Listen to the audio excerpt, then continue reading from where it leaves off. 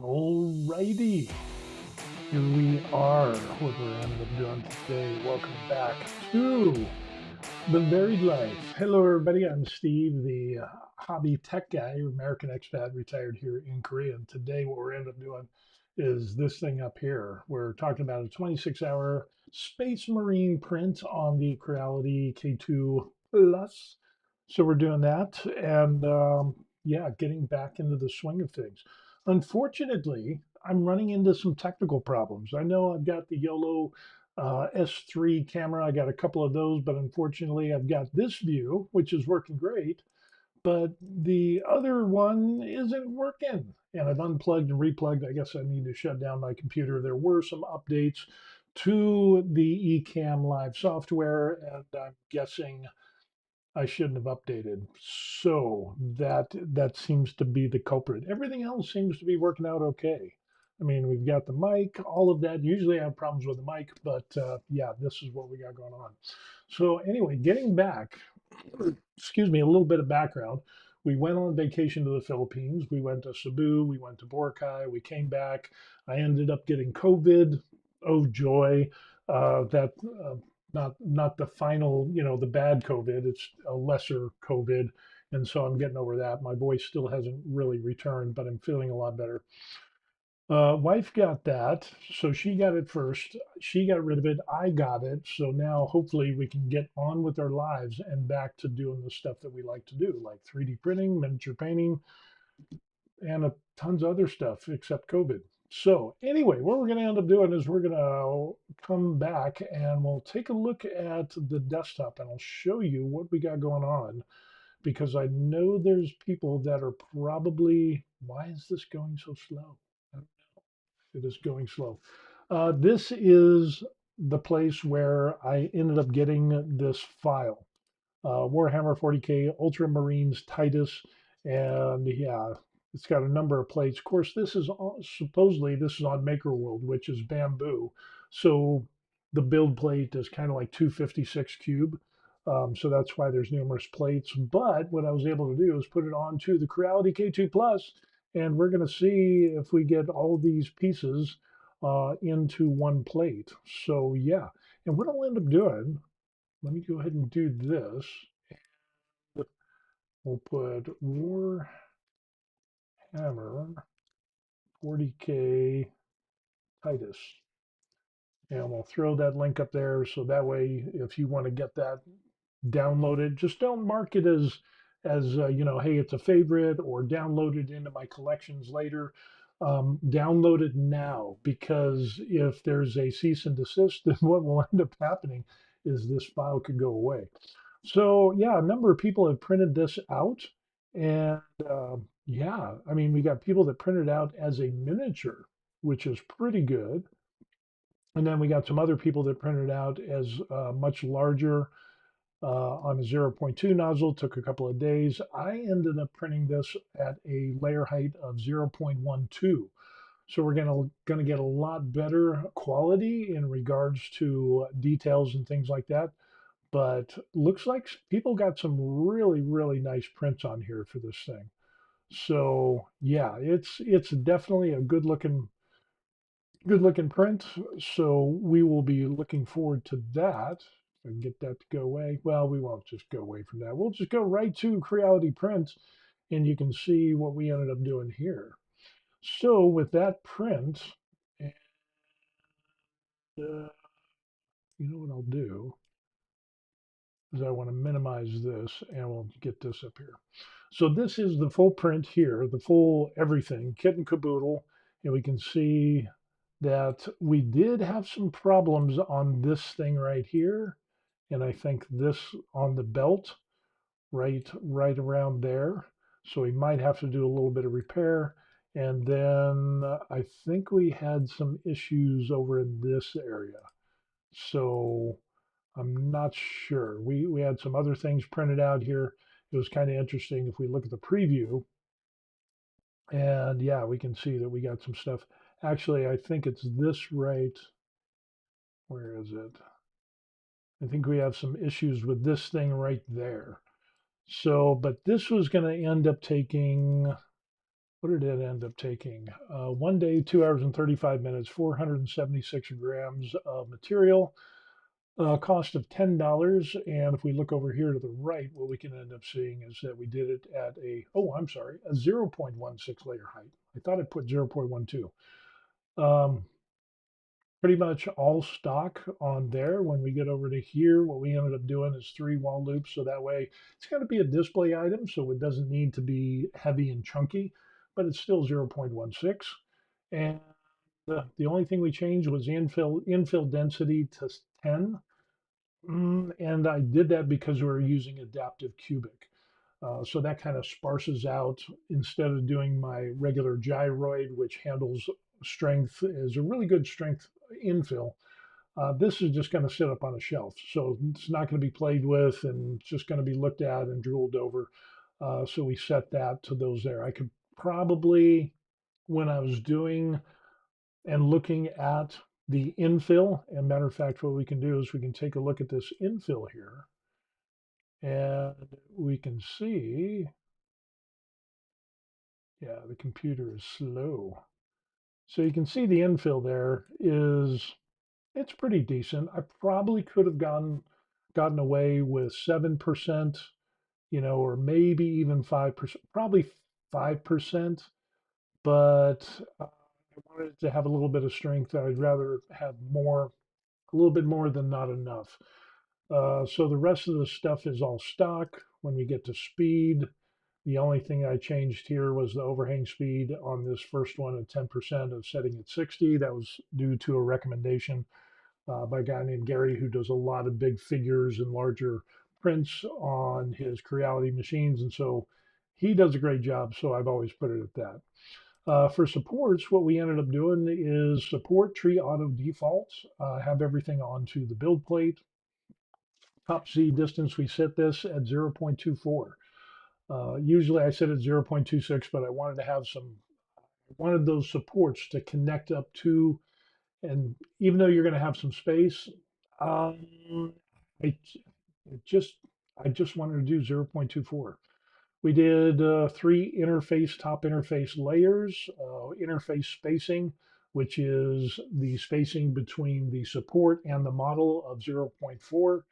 Uh, Oh, the interface spacing, that's 0.4. So that's the distance of the squares, how big that was. Actually, I wanted to set that to zero point 0.3. Support object XY distance is zero point 0.4. Usually that's like zero point 0.3 or 0.35, but I wanted to make sure I had enough distance between the support and the model itself.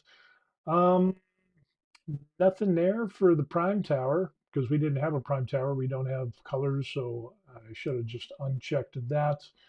If we get down here to the brim, we just did auto brim and boom, that was it. So we printed this baby up and there we can see it is all done. So as you can see down here, we've got a little bit of spaghetti action there. So we'll go get that. And then what we'll end up doing is we'll go over back to the desk over here. And yeah, I'm not sure why. Let me take a look at one more thing. Because maybe, um, paint one, and let me get paint two. Pull that out. That one away. Let me put this back in and see if we can get that other camera popped in there.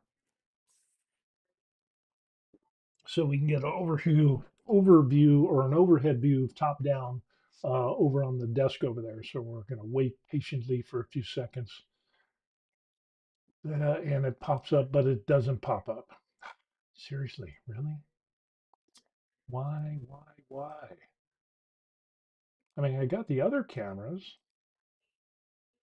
Yeah, that camera pops up. This one, it just doesn't give that top-down view. So we'll have to, the joys of live streaming. So yeah, what we'll end up doing, if we just, let me minimize some stuff over here and I'll go run over and I'll pick up the print from the K2 Plus and we'll show you what we got going on. I'm so glad to be home. And we did have a couple of issues on this, besides some weird spaghetti. We got spaghetti, which is strange because I didn't get anything off of the, wow. This cooled down for a while, so, but you can see we've got some pretty good, look at that. That is a good one there. But for the rest of the items, I had a little bit of, had to use some blue tack for there. We got this spaghetti stuff here, and I'm not sure what all of this is about. Oh, we lost a hammer. We lost a hammer. Interesting. Okay, so we're gonna have to do a hammer. That's part of the hammer. We've lost that. And but everything else looks okay. We've got a little bit of a problem here, and that was my fault because I didn't look and add a support. All of this was generally, I did auto supports on this. So the only two bad areas were here. I'm not sure why, excuse me, I'm not sure why we had this little hairy spaghetti stuff going on, but we'll take a look. And then of course the hammer. Um, well, no, we got the hammer there. Oh, we did get the hammer. Oh, this must be the other edge of the hammer. It goes on like that. Okay. So maybe we did get everything. Huh, interesting. We'll have to take a look at that. But the rest of the parts came out fairly well. So let's see. We've got the helmet. We've got shoulder pad, just popping right off there. How about we take this over to the desk? We'll just do a little manipulation over here. So let's go ahead and go over here, and I'll just make this really small and bring this down. I'll put this over there. And we can take this off the plate. And then what I'll end up doing, you know what I could do?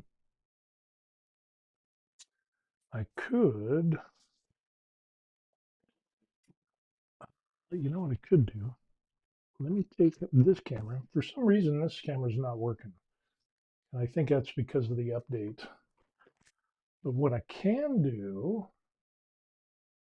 is let's see if we could switch these out. So maybe if I get rid of this feed, I'll take this camera and I will plug this in and we'll see if this pops up. So give it a few seconds. Come on, baby. Come on, come on, come on, come on, come on, come on. It's not popping up. Oh, nope. There it is. Okay. So if that's popping up, let me put this other camera on the side view. And again, it's sorry for the technical difficulties, but it just bugs me. I like it when everything works. Let's see if we can plug this one in. And if we can get this camera to come in. But nope, now we got a problem because the other camera, well, that one's working. Okay, yeah, that one's working, but the other one isn't. I guess there's a software glitch. So I guess we'll just have to deal with this. We can do that. We can do that. Okay, well, let's take, that is what we got. So that is what we got. I'm going to go ahead and turn on the tablet here so that way we can take a look and we can keep track of comments. But yeah, not too bad, not too shabby. Like I said, I'm pretty impressed with what we ended up having. The details on this turned out really well. So now we need to going on my tablet, and that way we can go to the live and we could read some comments, and we can see like the pauldron there looks really good. So we got some pretty good. There was no support there. That's not bad. How about the other one? That turned out really nice. Skull and all. This one had a support. Oh, this one did have a support, but they just came off oh so nicely. So we got that. We've got the hammer, where's that other piece at?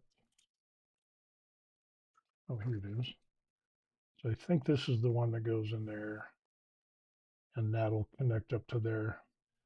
But we can see how well this came out. Ooh, nice. I'm digging it. Let's see. And okay, not too bad there.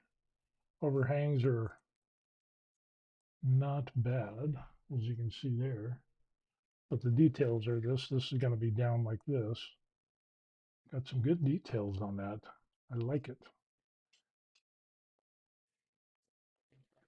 And we'll take a look at this one. That turned out nice. We'll have to do support removal.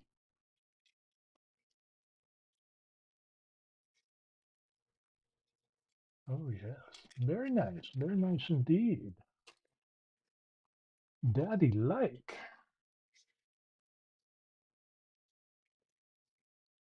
And I wanted to make sure that I had good support. And it looks like it did at the 0.24.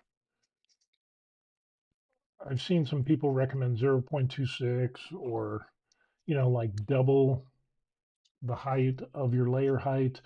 But some of that, as a rule of thumb, I think it's dependent upon uh, materials or stuff like that. Whenever I try to double the layer height and use that as the top Z distance, it doesn't work out too well. But yeah, I like that. It turned out really good. Not bad at all. Okay, let's got a little bit of his bolter gun going with his hand there. So that turned out nice. Forearm,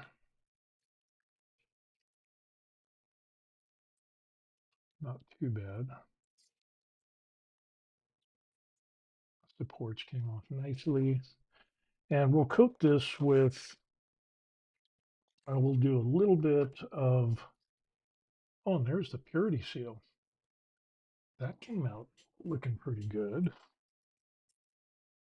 That's very thin, but we'll have to do some surgery on this because I just don't want to rip this off because that is very thin.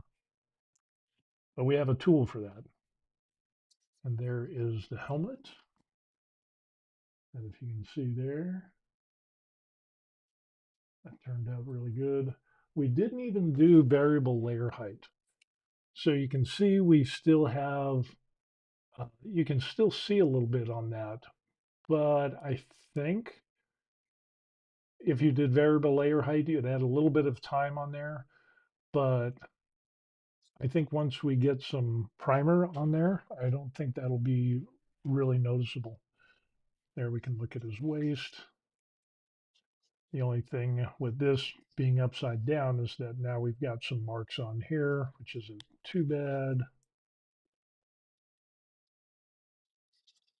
Not bad at all.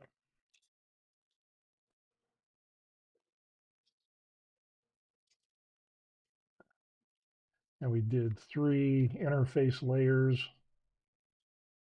So that came out nicely. And here's part of his cape-ish loincloth little thing that he's got going on. So that turned out okay. Nice details. Turned out well. And then we've got his fist. And let's see, can we get this?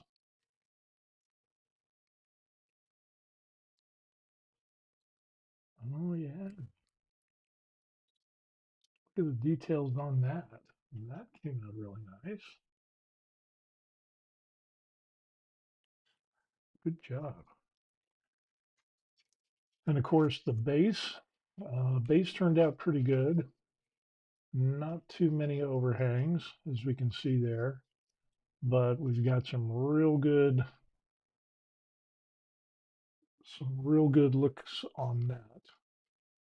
I do see one, like a layer shift line right there on the very bottom. You can see it right there. Kind of goes along the base. I'm not sure why that's the case, but you can't really notice that if it's sitting down like that. So not too bad. Torso. Torso came out really nice with the Aquila 0.16. I'm really happy with this. This turned out really, really well. I am happy. Happy, happy, happy.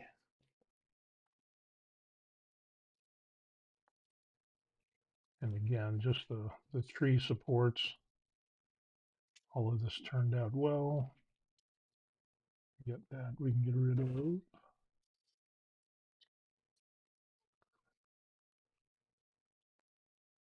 Ah, nice, nice, nice.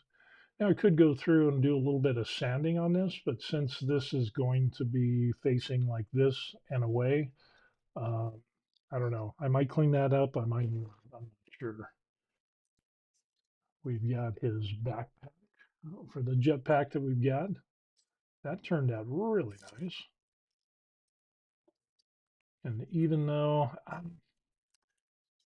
next time I might orientate this kind of like this on the plate. So that way we get away with, having these lines here because that's kind of funky. So we'll have to do a little bit of sanding on that, but it was a minor oversight. This is just the way the person who made this orientated it and allowed it to print. And you can see we got some little funky stuff there. So in hindsight, yeah, we'll have to do some sanding on here to get that. Maybe do a little bit of filler action. My bad. So yeah, if we set it, like if this was the plate, I'd set it down like that. And so that way we wouldn't get all this. I'd rather have the gunky stuff on this side, but lesson learned. And here's another part of this little cape thing that we got going on. That turned out okay. And we can see this layer shift. Can you see that right there? That little bit of that line there, about right there. I can see it. I don't know if you all can see it, but a little bit of a layer shift there. Not too bad.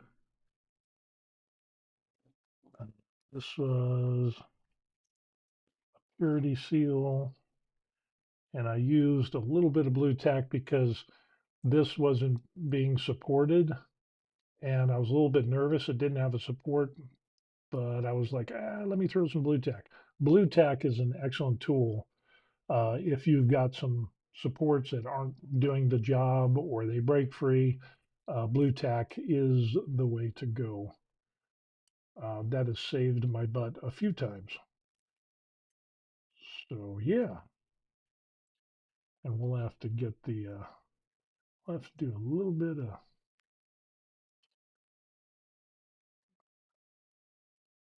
can we get this out some major surgery? I think we can. I was really concerned because I didn't think that these would print out, but they did. Look at that. Would you look at that? 0.16. I like it. This thing over here ended up printing a little squirrely, and we had a little bit of a problem. As you can see, we got some blue tack on here because we didn't get enough support. I think whatever this thing was here, and it bunked up the bottom of this plate. So we might have to do a little bit of fixing on here. Either that, or I'll find another way to do this. I mean, I could split this in half. I don't know. We'll have to take a look at that and see. The wife is back. Hi, sweetie. So how was it? How was it? Both. You know.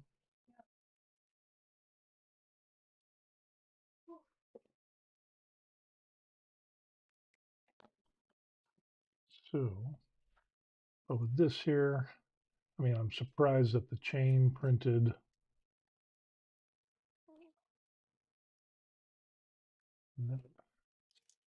But this little piece here, we'll have to look and see what this was. So I'm not sure what that was.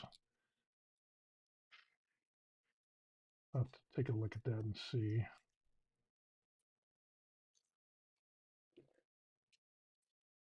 So we had a few funky areas on here.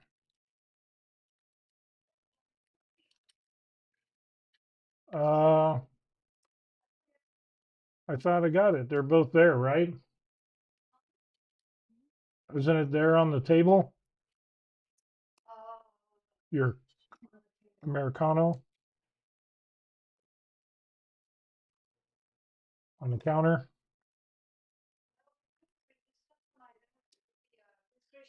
Oh no, your Americano's in the refrigerator. You're welcome. So this one turned out good. It's supposed to look like this, and this one is all funked up. So I don't know. I might just try to print this again, reorientate it. Again, I just took the words of the creator who did this, and other people said that they had problems printing out this belt assembly. So there's got to be another way to do this. Um, Maybe a different orientation, but then you're going to have the funky side on the top if you do that. The other thing we could do is like do a planer cut this way, and then we could print the parts separately and then glue them together. And then that would give us some flat surface. I don't know.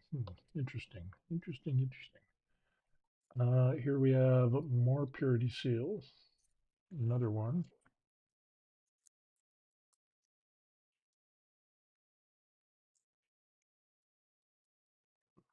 That one came out okay. Nice. Look at that. Let's see. Let's come off in one piece. Yes. Look at that. Funny because I didn't think that the purity seals would print out. I thought it would be the belts that would be the worst or would print better. And then we have this thing here. So we've got an arm, but we got all this spaghetti stuff going on here. Not sure what that's about. And I don't know if that's because of the file, but we do have chains, so maybe that was part of the problem. But I don't think anybody mentioned having problems with this item.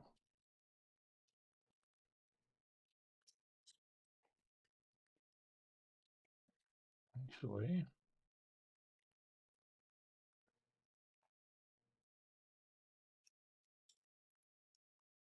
or if it was just a messed up.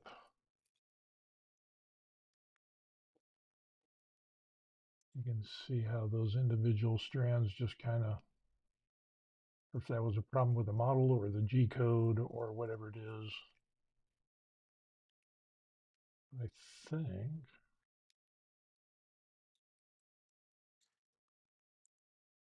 we got a little bit of a problem there.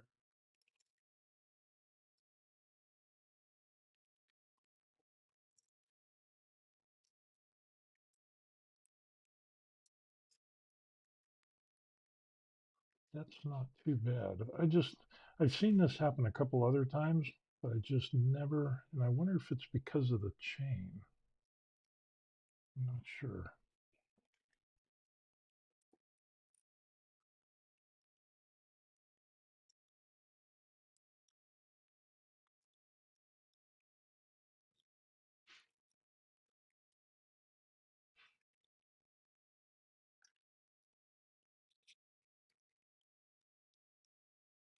If you know why this does this, put it in the comment section down below. I'd really like to know. Uh, da, da, and I don't have, I'm not seeing,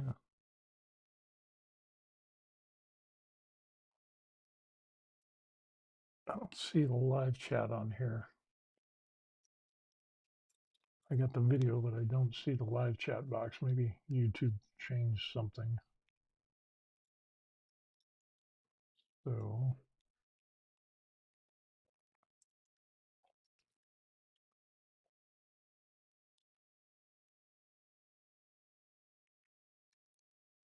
not too bad. I mean, this isn't bad considering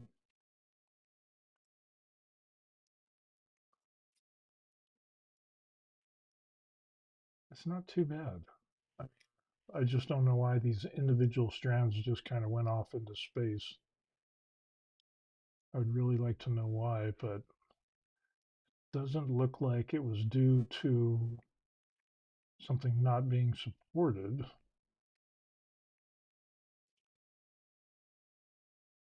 because the chains on this look really good. It's just these individuals, just like it just decided, like, let's just have some spaghetti.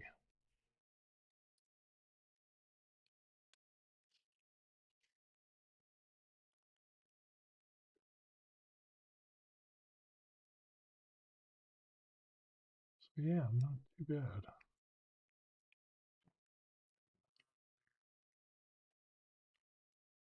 So yeah, for the most part, that turned out pretty good. Just some odd spaghetti action that we got going on there. So let's go ahead and get this out of the way. And we can do some more. We can take apart some more stuff. So the stuff on the right will be things that have already had their supports taken off. This here.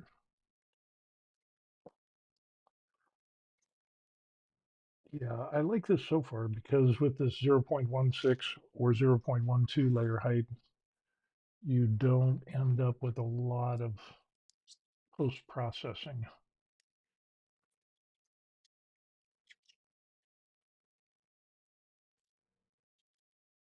which is nice. And the underside is a little funky on that, but it's going to be sitting down like that on like that. So you're not going to see the underside. Very little on the back. So just some minor sanding from that, but pretty nice. So you can see we got a little bit on the back, but not too bad. It turned out good. Good, good.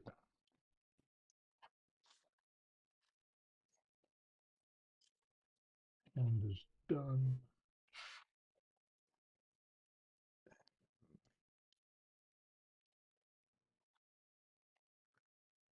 Get some purity seals that we need to take a look at. And again, I'm not sure what that is. I think that might have ended up being part of that belt situation that we had. Oh, the other thing we can do. Oh, there was no.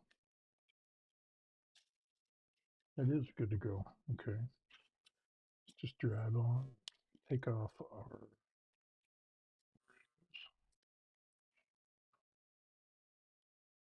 Again, good to go. Put that there. There.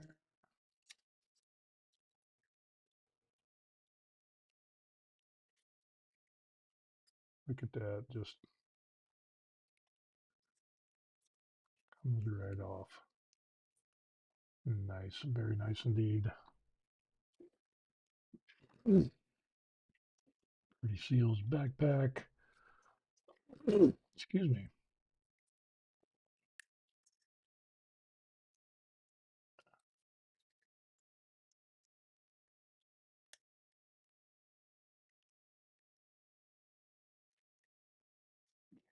Do the purity seals without destroying one.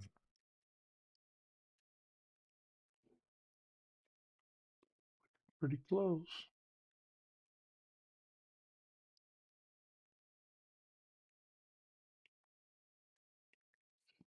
Tiny bit of sanding. Yeah, there it is. Nice purity seal. Sweet. We got 3 of those. Yeah, I didn't think those would print out, honestly. But I'm glad they did. We got his bolter going.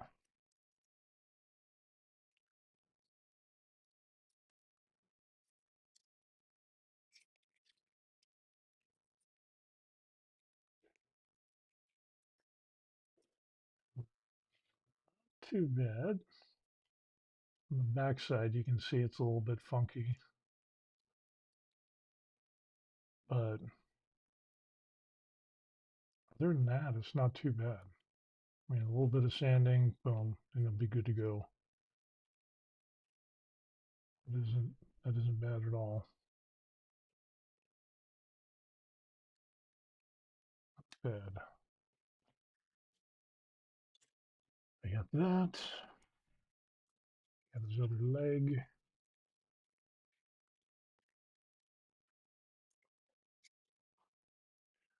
I'm wondering if I should try I thought about doing tree support slim, because you can do auto tree support, but you can set it to just regular or auto, and then you could also choose the the technique of slim, but that changes some things, like setting your top Z distance to 0, which I don't like to do because it basically it fuses your support interface layers to the model, and I don't like that too much. I don't know why that's a thing with that. So usually I go against the recommendation. But there you can see, pretty nice. Put on some 2-in-1 primer, spray can primer, and we should be good to go. Not bad, except for this little piece here. What was that thing? And that's the big one. The big one that we have is going to be this thing here. So this side did well. This is part of the, no, not that one. It's this one, I think.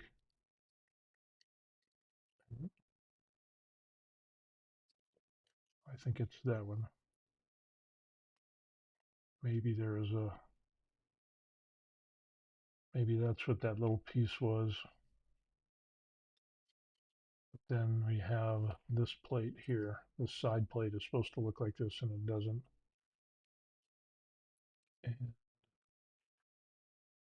I don't know if this is supposed to angle because it's on a chain. Might clean that up a little bit. Let's see. So how does this go? Oh, it goes on his, oh, I see. So it does go on his leg. So that's what that piece is for. But then you have this piece. I think that goes like that. Yeah, there we go. And then the torso goes on. Yeah. So we'll just have to do a little bit of gluing. Oh yeah, it's not bad at all. And then with his head on there,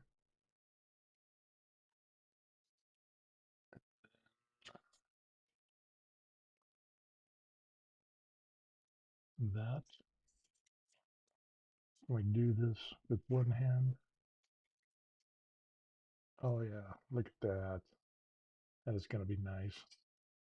So the only problem that we're going to have is this piece right here. That funky little place there. And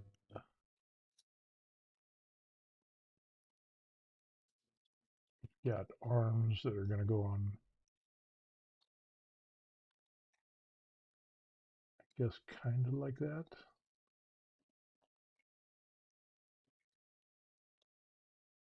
We can kind of see what's going to be going on. Oh, we need the other arm. And that will go like that. That will go on there. So you get kind of an idea. And that will go there on that. And then this, oh, I think that's where this ends up.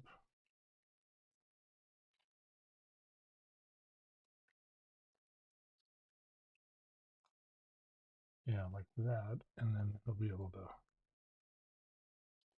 do something like that. And then these purity seals will go somewhere and we'll get something like that. And of course the jetpack on his back. Not bad. Not bad. Digging it. I'm digging it. The only thing that bugs me is this piece right here. So, I mean, what we could do, let's go back to the computer and we'll take a look at this piece right here by itself and we'll see what the conundrum is with this and where the supports are. Maybe we can print that out just by itself and we could be good to go. But let's see. Ooh, ooh, like that, add like that. Okay, got that. This will hang like so. This will go on there. And I don't know if this will, yeah, I don't think this is gonna stay, but kind of get an idea of what that's gonna look like. That is not bad at all. I like that. And then the only thing on the back would be to do this. There's not a, we're missing something here for this back because it has this and there's nothing here for that. I mean, we got the jetpack that'll go on there. But yeah, there's some other piece that we're missing here. So not too bad, not too shabby. Just a couple of things we need to do. So let's head back to the computer and we will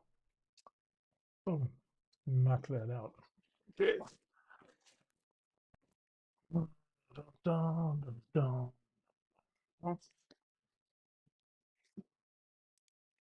So we're back. Uh, let's see. Like I said, let's go back to the computer and we will pull up our desktop. Boom. And the update for this eCam software is so slow. So if we go back to prepare and let's get rid of that and we can see what problem we have here. Okay, so this piece here is the piece that we're missing. No, we've got that. We've got that.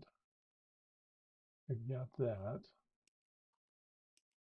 It was that piece there.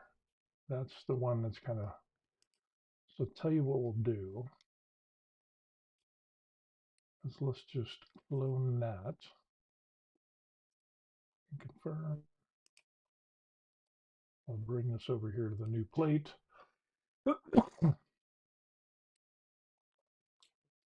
And everything else said we've got that piece there. I'm not sure why that is like that because there's nothing.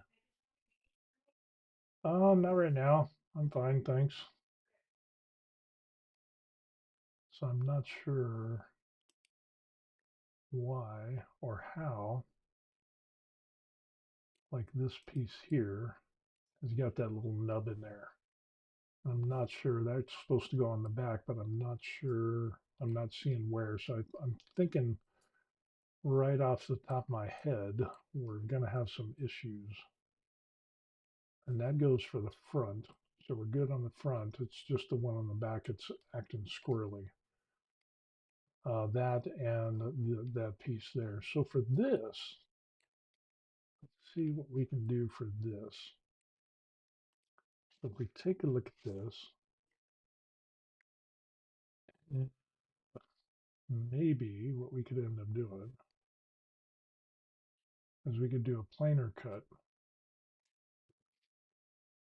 And I just hit the R key to be able to rotate that. So if you hit the R key, you're going to get your rotation tool. Hit it again, it goes away. If you hit M, you're going to get your movement tool. S is going to be your scale tool that you'll be able to set the scale of this. I just used what was by the piece recommended. So what I'm thinking about doing is having a planar cut straight through this thing. And so something like this. So we'll do a planar cut, bring this out to 90 degrees, and maybe we'll just rotate this a little bit. And I'll pull this a little bit because I don't want it to be right in the middle of the face there. I think we could do something like that.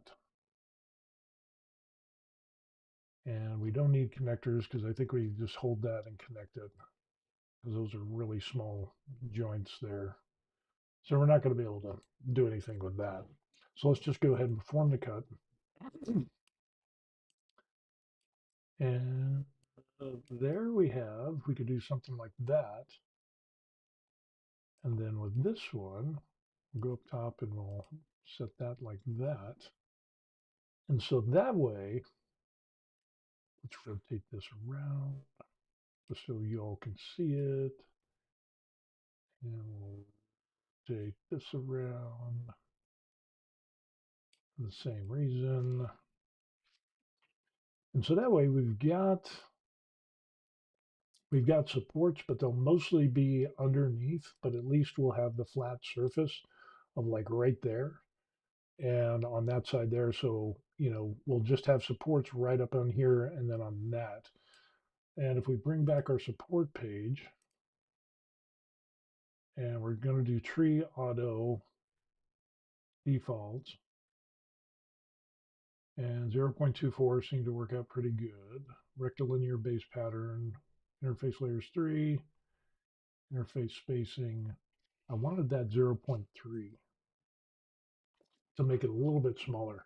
And that's the spacing of the lines where if, say, you have your rectilinear interface layers and the spacing of the squares is going to be smaller, kind of like that. It's not going to be as big, kind of like with this, that would be big and then smaller. So we're going to make it smaller.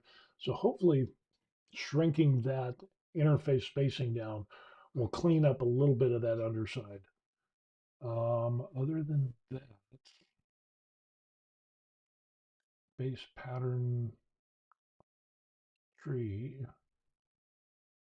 some of this stuff I've never messed with.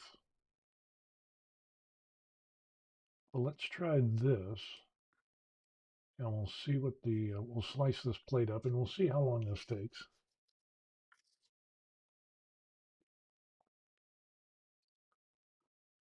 And we're talking about 2 hours, 2 hours and 23 minutes, 35 grams, about 74 cents, which isn't going to be bad. I don't know, that's not bad. We take a look at the bottom side. I think that'll be pretty good. Just a little nervous about that there. On this one, nervous about that right there. So you know what we might do? Let's go ahead and go back to prepare. And we'll select this and we'll go up top. We've got our little support painting tool. So let's go ahead and do that. And we could take a look and we could paint the supports. And you can see there's a tiny little circle there where we can make that pen size bigger, like so. We can just paint this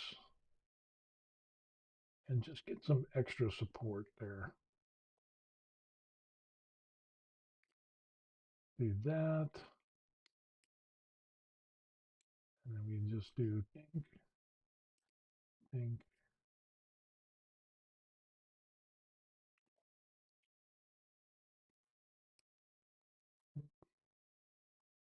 That's not going to make a difference. I think, I don't know, I want to add more support on this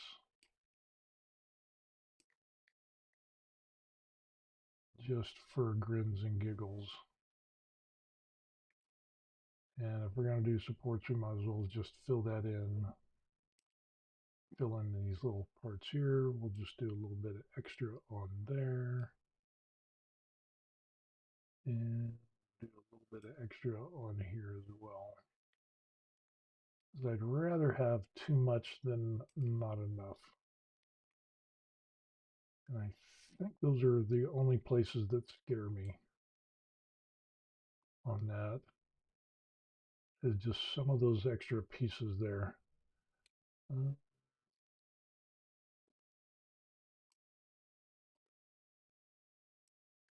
go ahead and we'll just do a little bit there.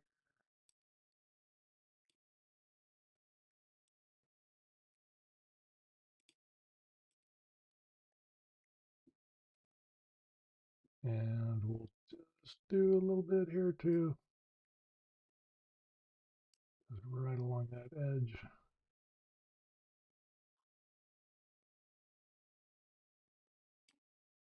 And that'll give me a warm fuzzy.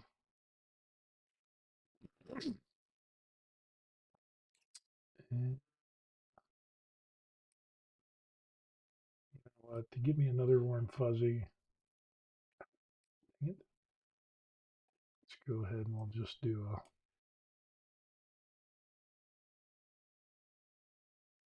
couple of dots and then we'll just do a thing in the middle. And I think that should be good. Maybe we'll just do another little thing. And then spurt. And since I messed that up, we'll just put a little I'll go ahead and I'll slice the plate and we'll see how that turns out. So we've got a lot more supports, but definitely I think we'll be good to go on that.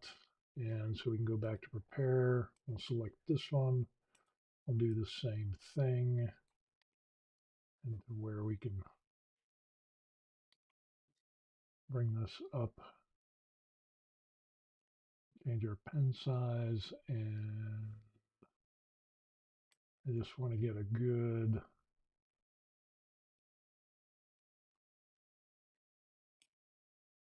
just a good little area of support. I think the majority of this should be good,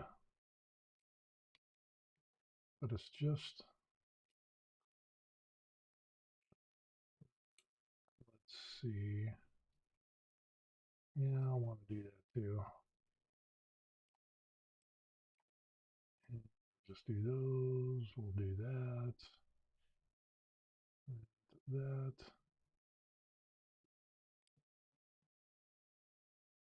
That should already be supported, but I think we'll just go ahead and run that up there. And then we'll just do another one up there. Bring this pen size down, and we'll just make sure we get a little bit on that edge there, especially on there. And I think we should be good to go. As far as that, that should be good. So if we slice the plate up, and what we should end up with is more than enough. So we should get that plate right there. That should be able to print out good. I'm not too worried about the underside. Maybe on that side there, it is a little on that side of the relic,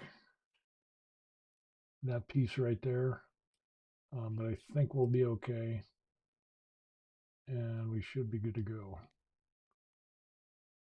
So it's going to take about 3 hours to do at 0.16 layer height. So what I'll end up doing is we'll get our build plate.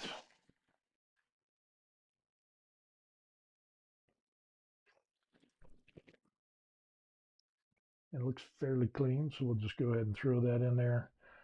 Usually I put some glue stick on here, but what I ended up doing is unfortunately running out of glue stick, so I'll just use a little bit of hairspray. But we'll spritz in the center and we should be good to go.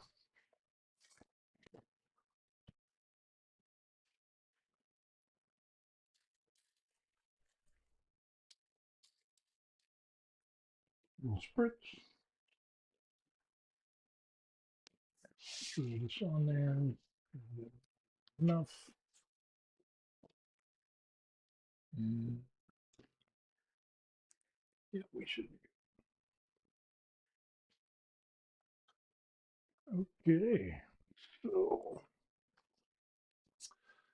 now what we'll end up doing is we'll go back and since this is all ready to go, I'll send this to the machine. And if you want to do the print calibration, I didn't do a print calibration before this, but if you look on this left-hand side, you can see print calibration. You can either have it on or off.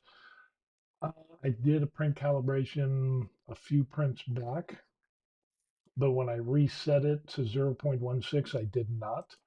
So we'll go ahead and we'll do that. We're not using the CFS, we're doing the side spool holder, which is Panachrome Polymaker PLA, matte PLA. And so it's running off of that. And let's go ahead and send print, and we will kick this off. Kick it off, and let's go.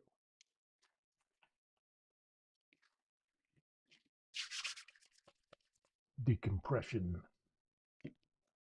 Preparing to jump to warp speed. And there it is. We have noise. We have noise, and we have Nozzle's heating up, as we can see there. The bed temp is heating up. Chamber temp, LED. You can turn that on and off. Check that out. It's off, and then it's on. Cool. Fan speed, silent, stable 50, standard 100%, and then you have ultra fast. They used to have a setting on here where you could put in the percentage that you wanted, but now it's changed to where you just have this and you can't set it. I guess if you went to fluid and you could go in through fluid, which is you have the IP address of your um, you have the IP address of your printer, and then you put like colon 4408 or whatever the number is, and that'll bring up another screen, and then you could adjust that speed that way. But as it is, yeah, unfortunately, they took that away. Uh, we got our filament, XYZ controls, local files. Um, I need to take off all of those files because that's a lot of files, and there's limited memory on this. And in case you're wondering what I'm looking at, is this here under local files. So what you can end up doing, we won't do it while it's running the print now, but what we can do is we can select all, and then what we can end up doing is deleting all those files. Then we got some records on what we ended up printing, so you don't want to mess with that. We've got time-lapse videos. Uh, we'll need to select all those because it keeps those files on hand. There's a number of files on here that I don't really need. So we'll have to go back and do that. Let's see what else we got. I think that's it. So those are the only things that we got there. So when we get done with this, I'll have to remember to go back and delete those records and those time lapses, which reminds me of a time lapse. Oh, there's the time lapse there. There's another thing that I could end up doing. I could pull up my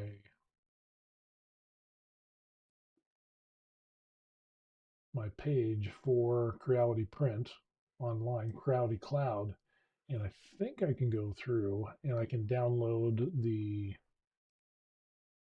files for the time lapse there. Let's take a look at that and see if we can do that. Usually time lapse I don't really care about. Let's see. Let's make me smaller or just this. So there is the print files, sliced, official slices. I don't understand what that is. Devices. Okay, there it is. Ring for printing. Print files.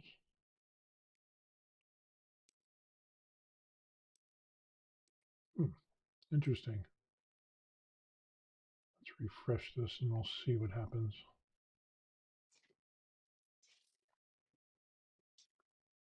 And dun, dun, dun, we should be able to get a camera view on this. I really don't use this much. So device, local file settings, feedback. What is a local file? Yeah, I haven't used much of this in here. And there has been an upgrade to Creality Print. So no data, upload print files, prints, maybe that's it. There's time lapse. So if we wanted to, can we do this? It's completed. Okay, but that's not what I really wanted to do. I wanted to download that. So it's on the TF card,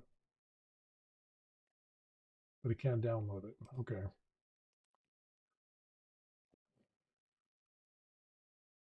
So yeah, I'm not sure. Not sure the deal on all that. So anyway,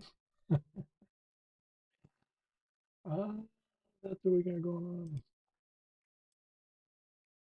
So yeah, we'll see how that goes.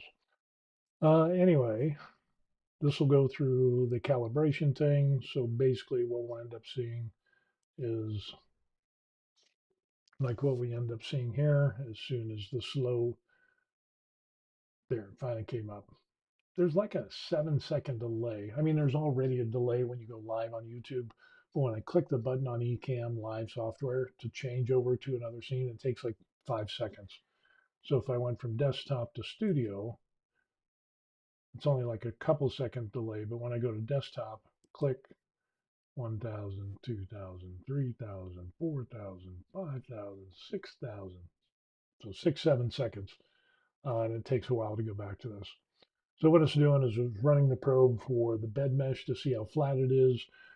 It'll run through, it'll do like a little pattern on the left side of the build plate, and it'll do a little pattern on the right side.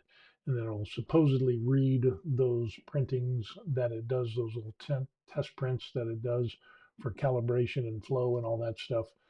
Um, Maybe that's why I had some of that weird spaghetti stuff going on. I'm not sure. Um, that'd be kind of an interesting thing.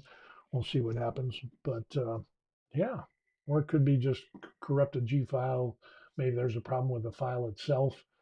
Uh, but nobody seemed to mention that. So yeah, we'll run through this. It'll be another 3 hours before we get this done. So we'll keep our fingers crossed for that. And if you could do me a favor, if you could like this video, I would really appreciate that. That would be a good thing for me. And if you could subscribe to the channel as well, that would help me out. And I'm getting hungry. So that would help me out as well. If you could subscribe to the channel, because like I said, I'm retired. I'm doing this stuff. Just want to grow the channel and hopefully more people get involved into 3D printing and miniatures and maybe Warhammer or whatever tabletop game. Have fun while you can now. You don't want to wait until you're old like me, like 60, and getting back into this. I lost so much fun time as I was growing up and doing adult things. So yeah, that's what I got going on. Okay. So one last look at the yeah, we've got the pieces and the parts there of the Space Marine that we got going on. Hey, we got Terry here. He popped in and says hello. Yeah. Um, but yeah, doing another Space Marine figure, 26 hours. Add on another three, that's going to be 29 hours. And then if you throw in some, taking the parts, the supports off, gluing it together, you're looking about 30 hours for this. But I think it's going to turn out to be a really good print. And like I said, it turned out pretty good. The other thing, the technical difficulty of only having one of the two cameras at the desk there. We got the top down one, but we don't have the side view. I'll have to, I don't know, shut down Windows and start it back up and see if that's the problem. But this wasn't a problem when I had the previous version of Ecamm Live. So what I might do is go through, matter of fact, I wonder if I could go through Ecamm Live and I wonder if I could go back to the previous version. So that might be a thing. Um, interviews, Ecamm, Zoom, feature general. Uh, Interesting. Ecamm Live. I guess I could show you what we're doing. Again, it takes a while. So here's the Ecamm Live. I got into Ecamm Live when you could buy it and get a lifetime license. But now what they end up having here is that it's all subscription. So unfortunately, or fortunately for me, uh, yeah, I don't have that problem. But what we want to do, we could download will begin shortly, but it doesn't, well, it is downloading. but that's the newest version. And all it's going to do is do the same thing. Yeah, the same file. It doesn't have the historical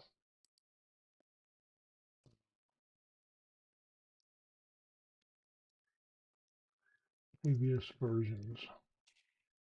Let's see if we can come up with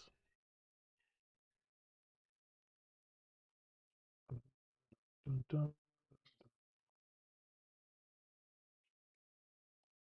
auto update, software updates. Let's see. Upgrades to the software is always free for registered users and current subscribers. I'm registered because of the lifetime license. Uh, did this answer your question? No, did not. I'm depressed. Uh,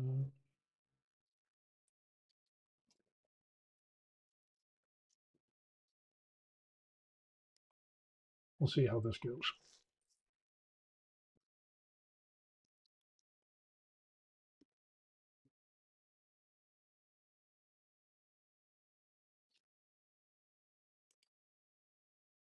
And I think it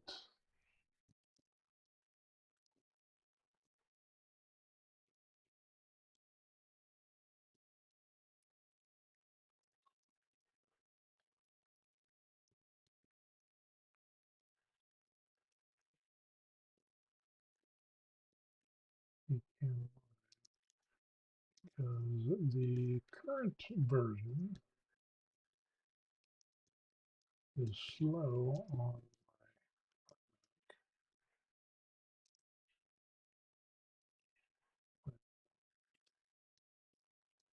switching scenes with a different camera.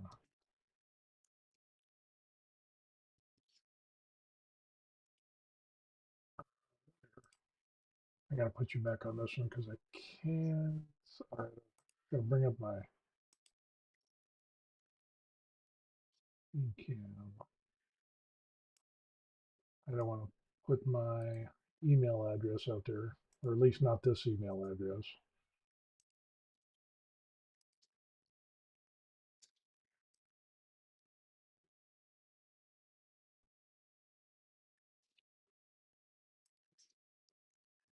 So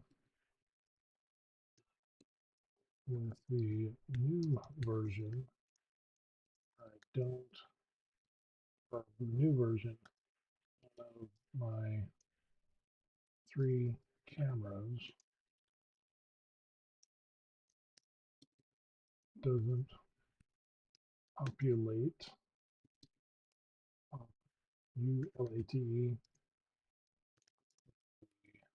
switcher.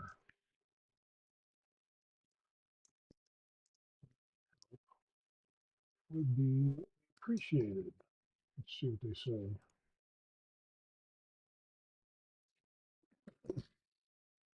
Dun dun dun dun. Dun.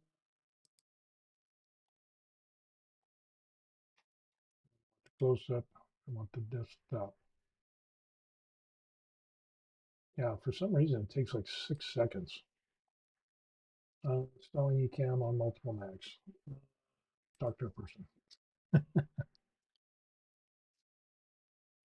But the time difference might be jacked up because here in Korea it is 2:31 in the afternoon, and in the United States it's probably, I doubt if they're open. Depends on what part of the U.S. they're at.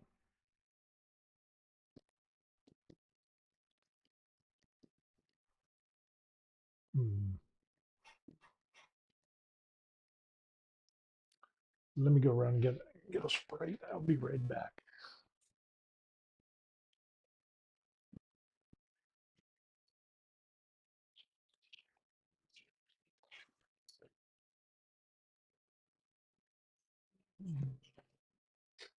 You threw the Sprite away, or do we? Oh, there it is. Never mind. Looking with my eyes. Have you seen my Sprite? Person who does not drink my Sprite?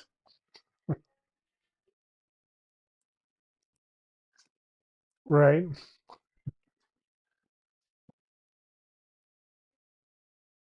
That's right. Actually, it's Chilsung cider. Chilsung. So I actually had a person the other day accuse me of not living in Korea. And it's like, I don't know what to tell you there, bro. Just look at my channel. You can see a bunch of videos and pictures of me being in Korea. It's hilarious. Um, yeah, guy messaged me and or sent me an email, and he's like, "Yeah, you're not living in Korea. You're just scamming people." And I'm like, "Scamming people? How am I scamming people? I don't understand. Um, how am I scamming people? I really didn't understand that part. Yeah, I don't think I'm going to get anybody. Team will be back for you on this. Network will be back later today. Yeah.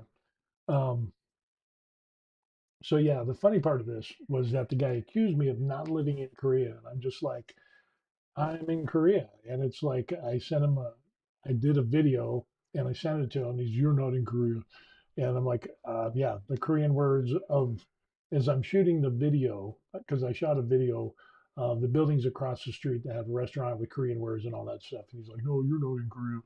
You're just scamming people. And I'm like, how am I scamming people if I'm not? I don't know. It was just weird. And then he started cussing me out, and then I had to block him. What do you do? You got some nut jobs out there. Uh, yeah, so that's what we got going on. Hopefully they'll be able to answer back. Usually you'll have software companies, you'll be able to access the previous versions, like on a historical record of the previous versions. But it's interesting because they upgraded Ecamm Live, and then this problem started happening, and then things were slower, and then they had an immediate update after that and tiny bit faster. But as you see, it still takes 6 seconds to go from like this camera, got a FaceTime to the other camera over there. If I click on the desktop, because now this is going to go from this camera to the desktop, it takes like 6 seconds. So 1001, 2, 1003, 1004, 1005, 1006. So it never took that long. It was just like click and boom, it would go. But if I go back to the studio camera, it's good. And if I, click to some of the other cameras, other stuff like that, I don't have any problems. I just don't understand, why it takes. And then on my camera switcher, that other camera just doesn't pop up. Excuse me. So I don't know. It is what it is. Crazy stuff. Let's take a look and see what we got.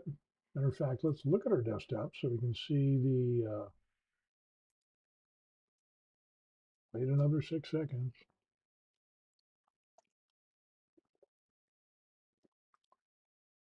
And, oh, you know what we could do?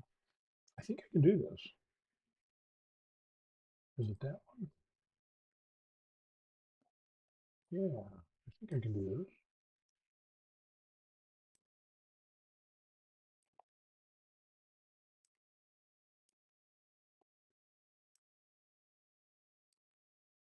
We can kind of zoom in there and see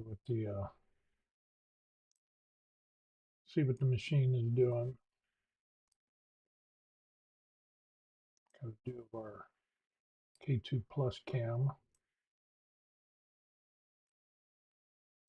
Kind of blow that up a little bit and put that over there. And continue our discussion of what we got going. You know what I could do? Hold that like that.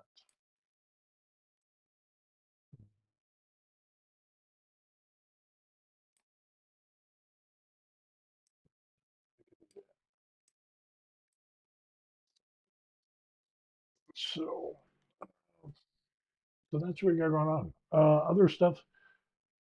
that we got planning on going because today is Thursday, right? Today's Thursday? Today's Thursday. So be going to the game store, the hobby store, and they'll be playing Warhammer.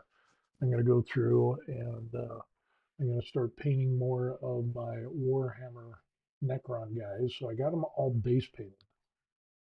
So now the next step is to take these guys and start doing the armor and stuff like that. So I'll probably do that tonight and work on that. So we'll see how that goes. And then yeah, probably gonna probably gonna buy something as well. Um, Probably gonna get the Ghost Arc or the Silent King. So I'll get one of those two things and we'll see how that goes. I think what I'll end up doing is I'll collect the Necron armies and all the Necrons, maybe not every single one of them, but over time, and just build up the Necron army, and eventually I'll just either have a bunch of cool looking Necrons, or I'll also enjoy uh, playing Warhammer, or maybe not. I don't know.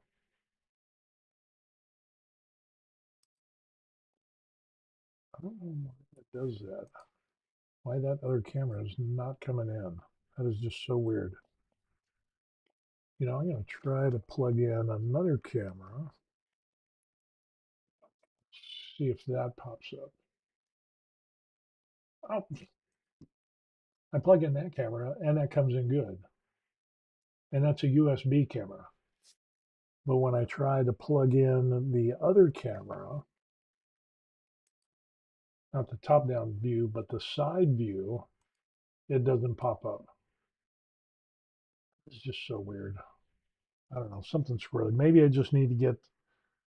need to change that other camera over to USB and just plug it into a USB port, and that'll fix all my problems. I would need because it's USB-C, so I need a USB-C to USB connector. So we've got, but I need female USB-C to male USB. Got USB-C to USB-C male male.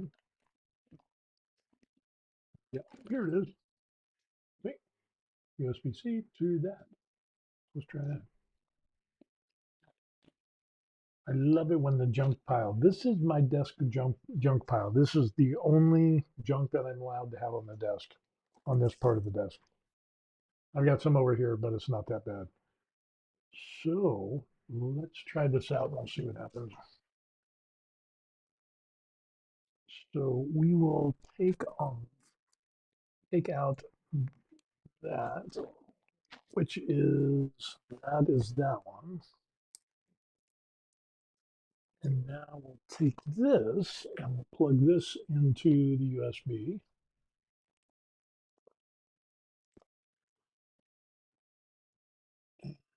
like so, and plug that in. And will that one pop up? I don't think so. It's not popping up. Seriously?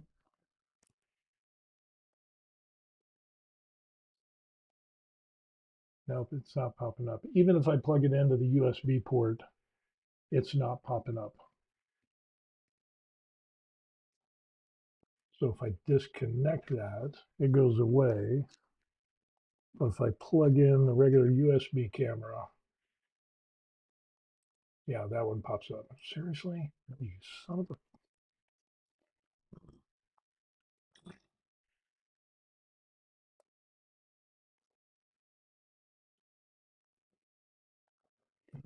Okay, well, there's another USB-C port on the front. Let's try that one.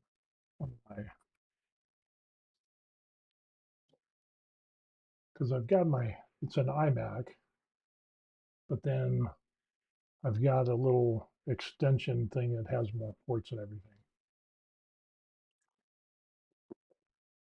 Same thing. Doesn't pop up. It's blank. But I also have a dedicated USB-C that's open on the Mac itself. And like I said, this was working before,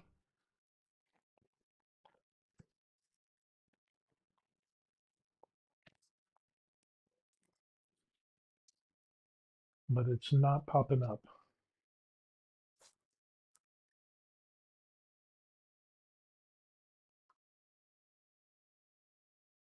Seriously. If I get this thing working again, I don't think I'll ever upgrade it again. Yeah, it's not doing it. I don't know. Maybe I need to restart the computer and see what that does. So, uh, let's see. Other than that, Philippines was great. We had a good time in the Philippines, so we had that going on. Uh,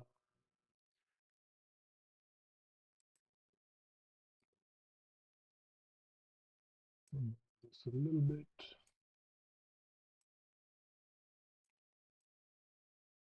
K2 plus cam is going on. Philippines was a good vacation. Another part of going to the Philippines besides vacation was to see if it would be someplace that we would use as an alternate retirement destination. Um, but on the beach, while the beach is nice and the water is crystal clear, uh, Philippine people are great. Definitely, the Philippine people are great. There's a lot of poor people in the Philippines, and despite all of the adversities that they're going through, they're still happy, they're still helpful, they're still polite. Um, just a huge difference between the poor people in the United States versus poor people in the Philippines. I'm sure there's bad people in the Philippines, but everybody was nice. It was like I was really surprised. And I've been to some poor places in the United States, and it's like them poor people ain't too nice. So, and I've been poor, but I was nice. I always made it a point to be nice. Um, so there's kind of that problem that kind of concerns me, especially with the level of corruption that we've seen in the past with the levees and the dikes, and the millions and billions of dollars that were supposed to go to those things to help mediate against flooding and typhoons and so on and so forth. That money just disappeared like a fart in the wind. So that is problematic. And if the people get so fed up, and there's a ton of poor people, and the very few rich people, the tables can be turned quite quickly. And yeah, I don't. There's a little bit of instability there. It just makes me. So the second thing is that going to the Philippines was great for vacation, snorkeling, thinking about getting a diving certificate and go back, maybe get it while I was down there. I don't know, next time. But beach living for me as retirement is not for me. The heat and humidity is not my thing at all. It's good for vacation, great. And my wife is the same way as well. Um, the heat and humidity that's not our thing. You know, vacation, yeah, we can put up for it for a week or two. Anything longer than that, we found ourselves doing stuff in the morning, stuff in the evening after the sun went down, but during the heat of the day, like 9, 10 a.m. to like 4 or 5, yeah, you don't do anything. It's just too damn hot. So, uh, but that begs the question: there are places, are there places in the Philippines where there's a higher elevation and the temperature is better? Well, there is Baguio, Baguio, Baguio, however you pronounce it. Um, that is, the high is like 70s, high 70s or whatever. So it's definitely a lot cooler. People wear sweaters and all that stuff. So that might be a place that we would be interested in, if we had to leave Korea, or if uh, something medical happens and we have a problem, and then, you know, we needed like assisted living care. It's definitely cheaper in the Philippines than it is here in Korea. So that is the other consideration of why we would do that. Not too many other places than that. Thailand is really kind of jacked up, and it's just not in a stable position that I would consider going to Thailand. We got Swedish Forge that popped in. Yay! Cool. Terry says, "Did you see the video I sent you on the top 10 diving locations?" Yes, I did, matter of fact. Very, very tempted on getting PADI certification and doing scuba diving stuff. So the wife is going to practice swimming. We're going to look into that while we're here. There's a base, there's a swimming pool on base, and they have adult swim classes. So she's going to check into that. And then I don't know, because she really liked the underwater stuff. So we did the underwater diving stuff. I don't know if I showed you all this. I think I did on a previous video. Um, I did some snorkeling, but then the wife doesn't snorkel. But we did the helmet diving thing. And let me see if I can find a picture of me and the wife. There's one.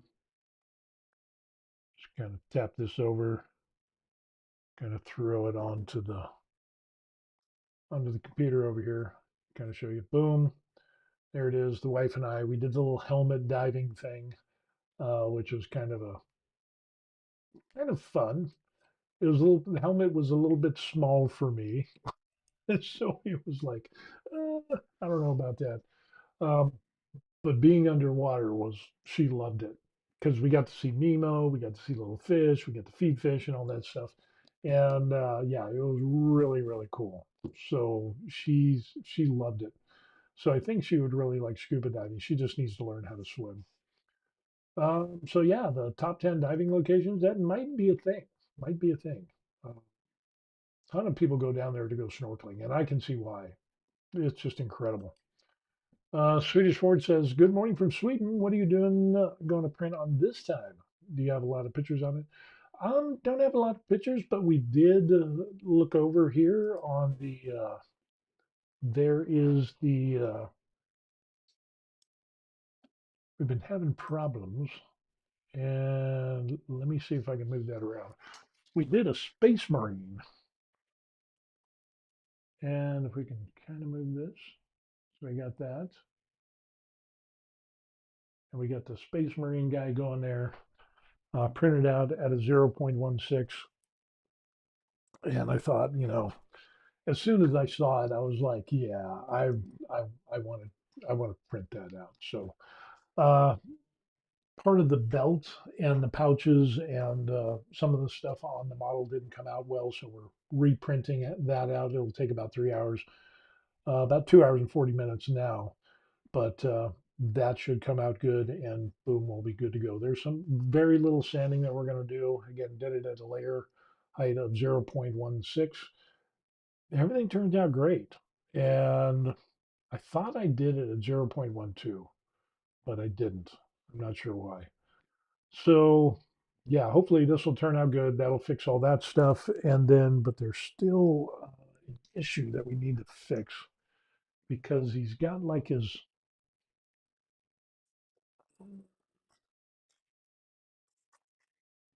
So the piece in question is this right here, his little side plate there, and then this. So I think what I'm going to have to end up doing is I'm going to have to shave this down a little bit and put that on there and glue it on there so he has his little butt cape. And then he's going to have his hammer and things like that. It should turn out pretty good. Like this should be like, I think that goes like that. Seriously. Yeah. He'll have an arm, and then the other one he'll have his gun like this. And that's that. Oh, that is. I don't know. Somehow. However, his head and hand go on there. So we'll see. Seriously? On there. So we should get everything, and came out pretty good. We got some good details on there, so that'll be good. There's some rough spots up at the top there that we can end up seeing. Oh, you guys aren't even seeing this. I'm sorry. It's totally stupid.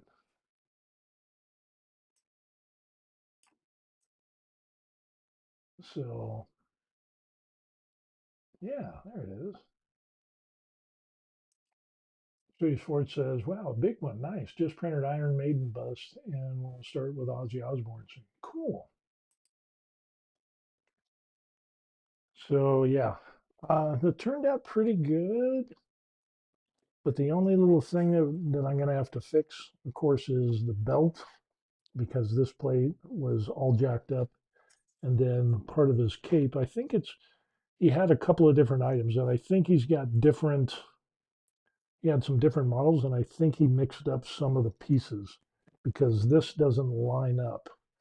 And again, there's a little piece here. So I'm going to have to trim this down and we'll just glue that on there and it'll be good to go. So I don't think anybody's really going to notice that. Um, but like we got a little bit of a problem here because the way this was orientated was like this on the plate. I didn't pay attention. And so we've got all this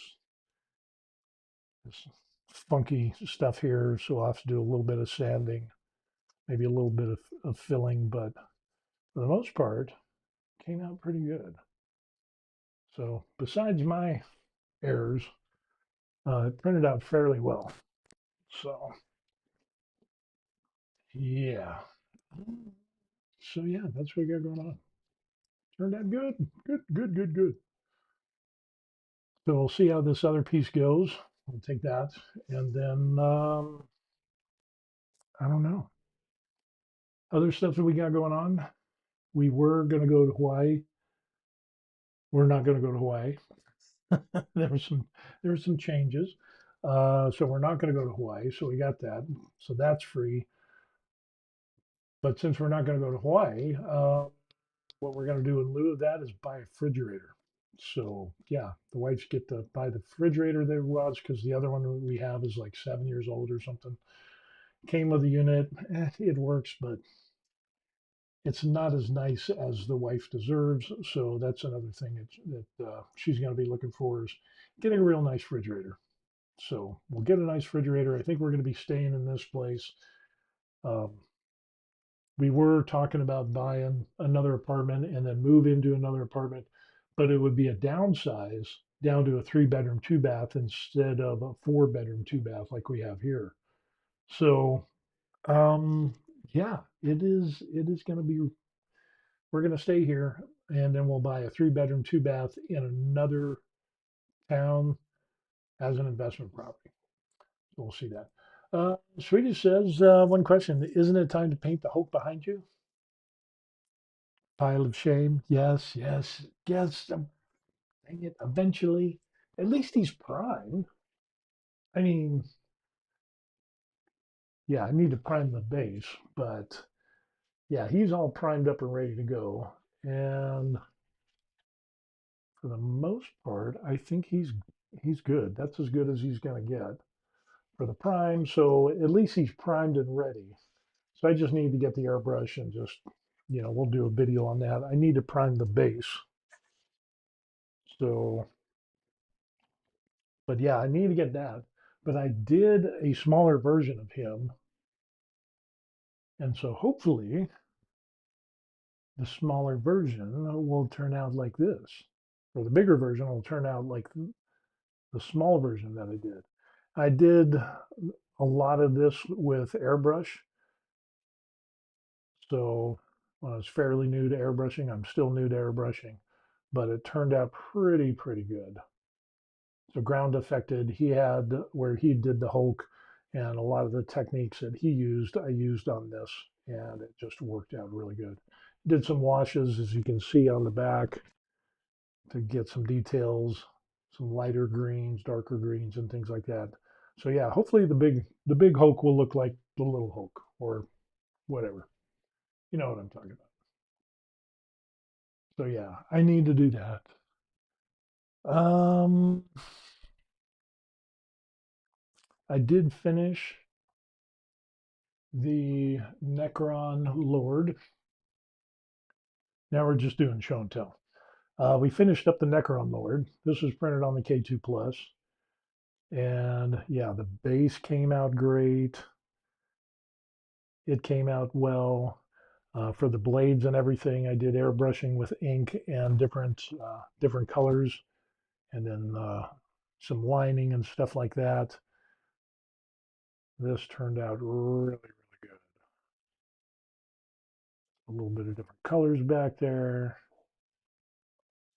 So yeah, this Necron turned out great.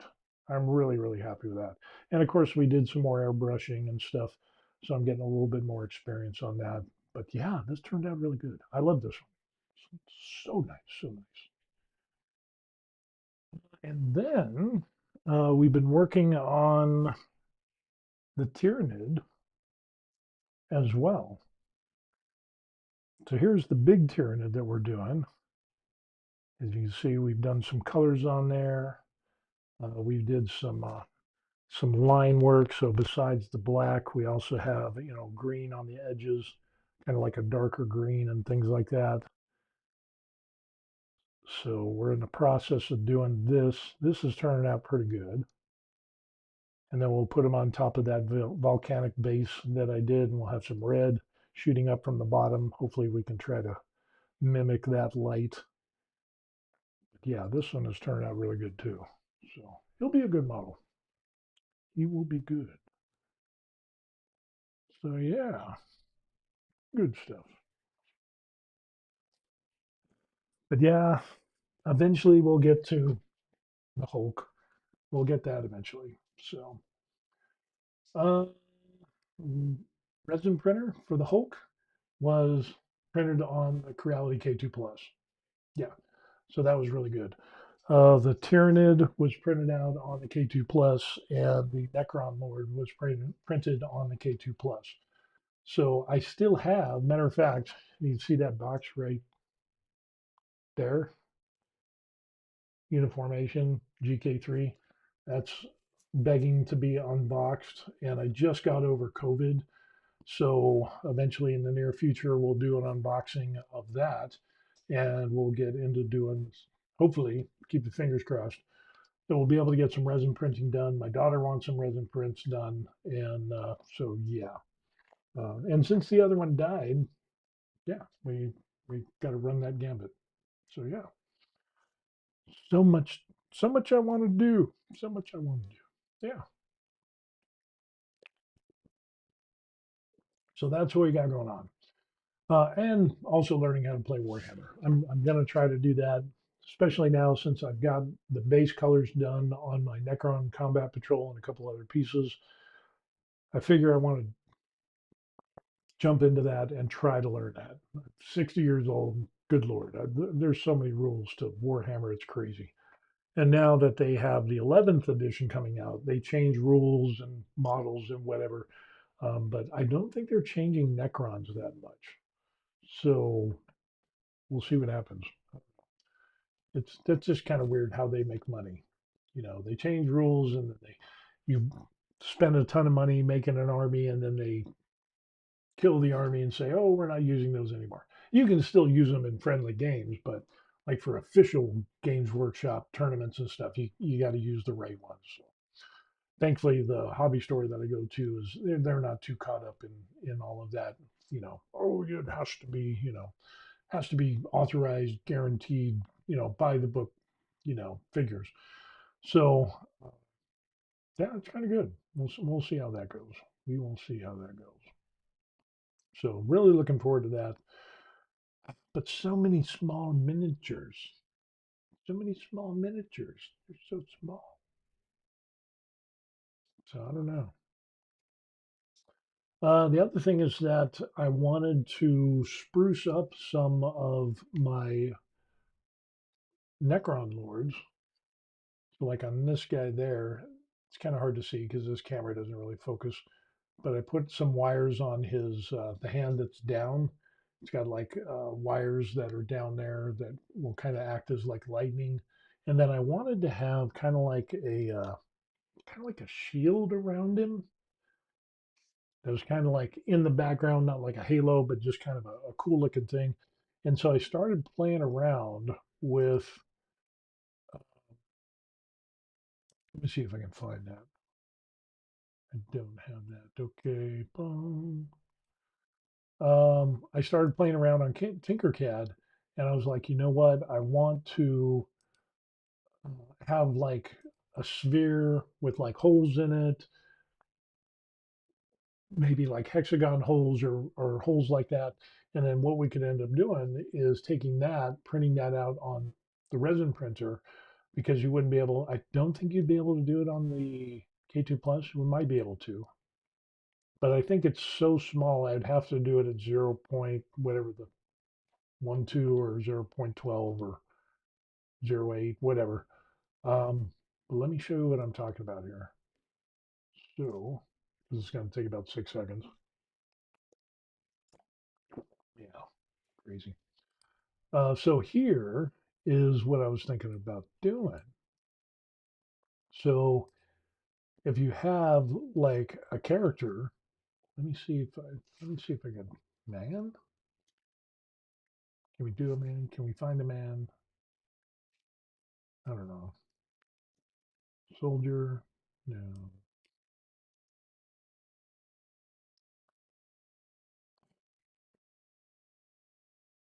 I know I had some. That's the funny thing. Person. No. Seriously? Basic shapes. Creatures and characters. Here we go.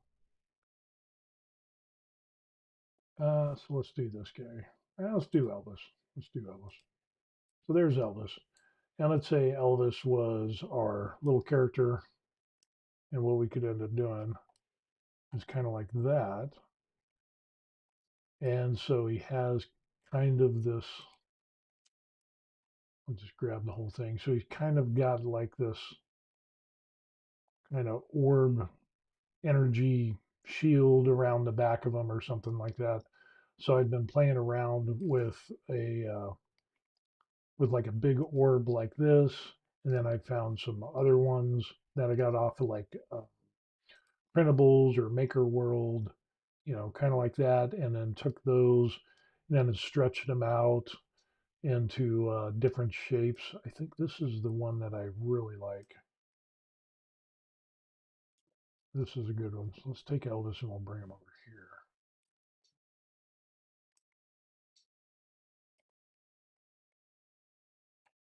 And if we zoom in here, so it'll kind of end up, we could have them like that, and we could send them back. And so as a base, you kind of like have this energy force field that you can see, but it doesn't obscure the view of everything. So I think that would be kind of cool.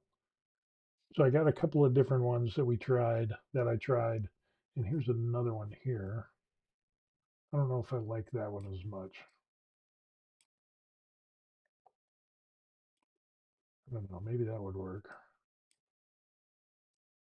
But these would come out with, resin printing. I don't think they'd come out with FDM printing. I don't know. They might. We'll give it a shot on kind of like we'll do that one and then we'll do that one. So we'll kind of do one of each and see what happens. But I kind of like this one here. So we'll do something like that, either that one or this one. These two, I think we'll end up doing. And we'll see how that turns out. So we'll try it on the K2 Plus. We'll see what happens.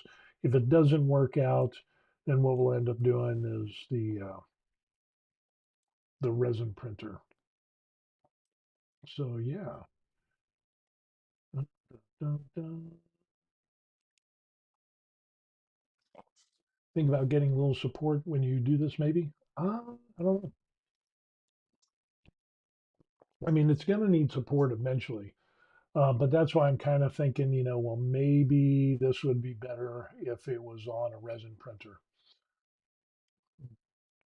If I do supports on that with the little dome cage thing, shield, whatever, with all the holes in it, On an FDM printer, I don't, you'd have to do supports. I don't know. You know what we could do? Could just download that. Let me select that. We'll export it. And then we'll take it into Creality print and we could give that a shot and see how that works out.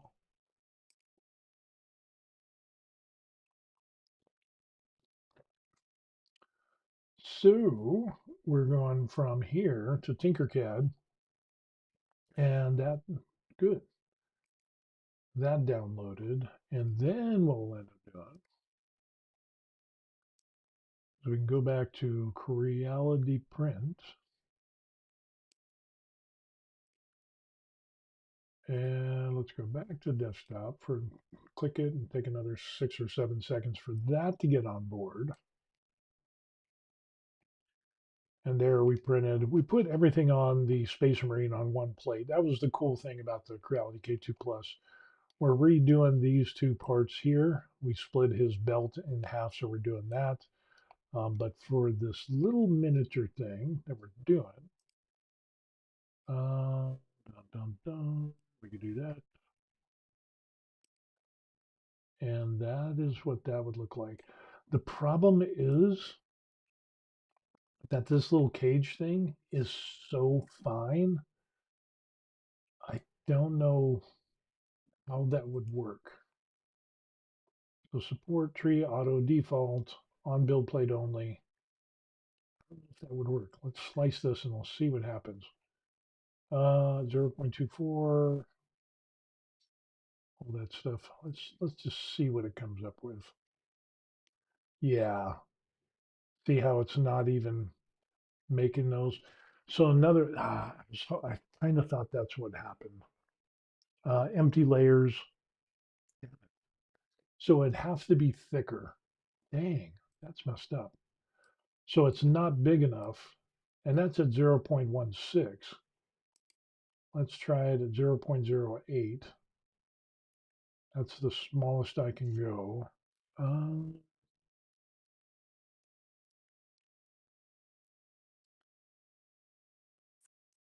yeah, let's do that. And we'll try slicing this. And yeah, it still won't work because those things are so small. Dang it. Dang it. So that one's not going to work. So I need to come up with, I need to come up with larger. Well, those aren't going to work. Maybe the other one. No, not Elvis. Let's try exporting this one here. And we'll see how that goes. We'll go back to there. And we'll go back to here, to there. And we did that one. I don't think this is going to work either, but we'll see. Yeah, that, I don't think it's going to work. I don't think it's going to work.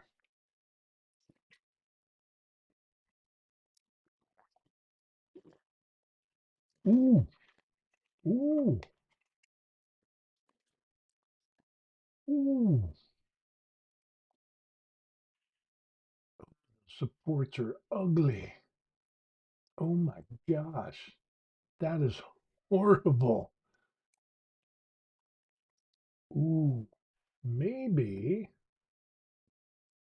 Let's go tree slim. No, we don't want to change anything. We'll reslice.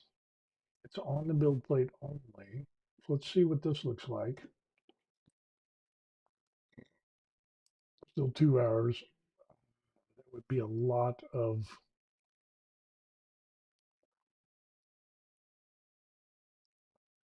that would be a lot of serious surgery to get those supports off of there.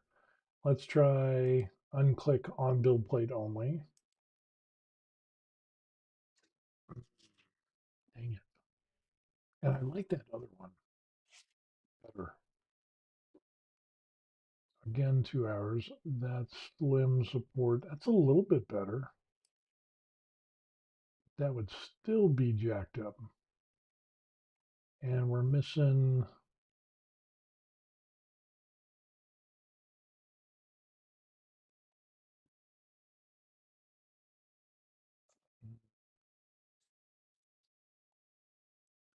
Let's get rid of that and we'll try that. Remove small overhangs. Dang it, I really want this to work.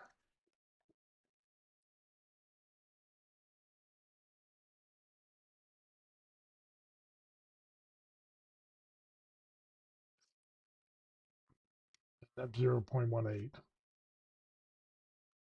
0.08 would be the layer height on that. That might be doable, but that's why I'm thinking I got to do it on a resin printer. So, oh well. What do you do? What do you do? What do you do?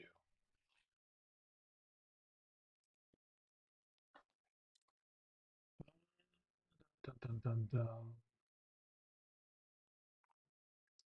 So he says it'll be difficult to print. You might have to split it. I was just thinking about that because that's what we ended up doing on the belt for the Space Marine. You know, we had to split that up, and that's what we're doing there. So if we ended up taking this, uh, let's rotate this a little bit, and we'll split this down the middle like so.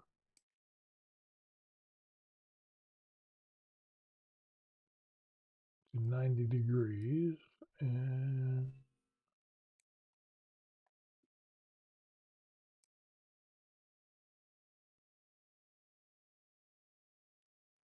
try that. Form the cut. Got one there.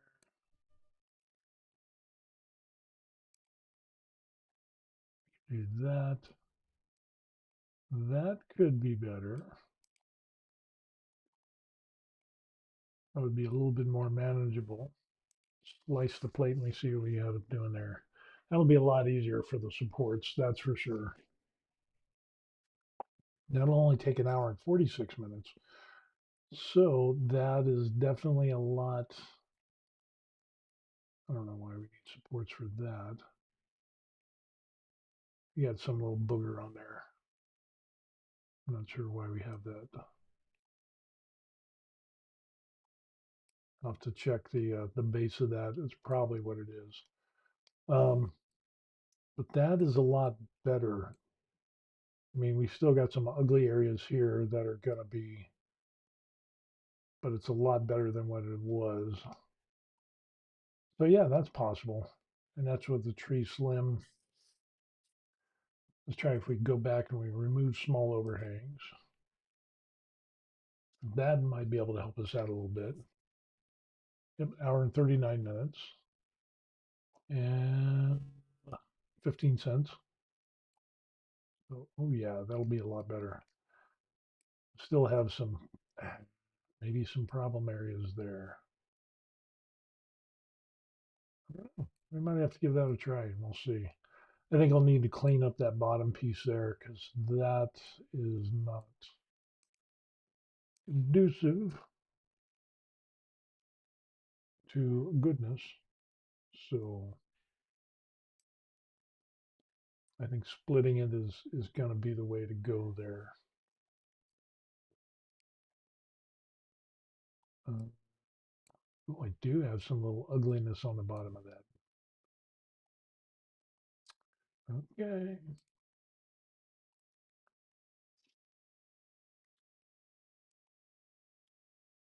I'll show you what I'm talking about here.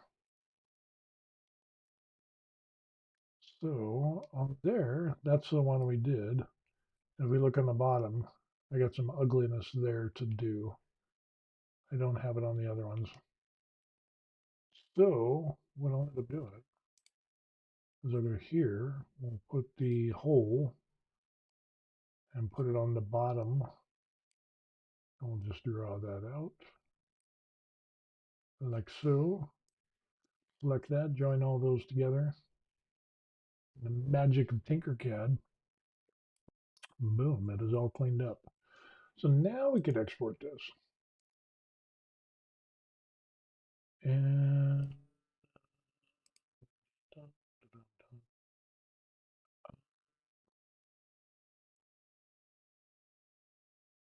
you know what? Is it 2 or 3?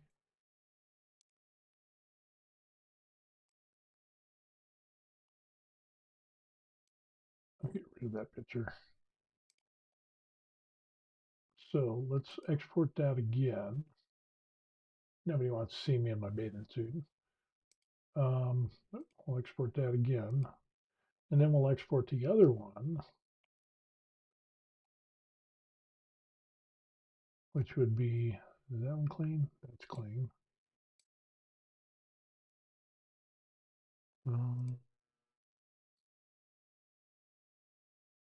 We'll do this one. So we'll export that one.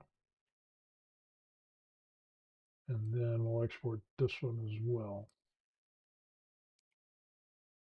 And then what we could end up doing, we can go back here. We can do our downloads. We can bring that one in there. We can bring this one in here. We can bring this one in here. And then we can just go to town.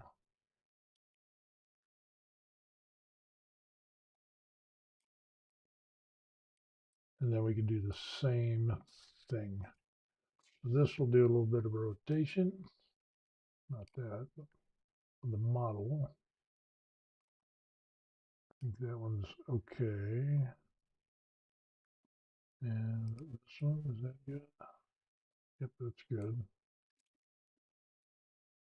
So go ahead and split these at 90.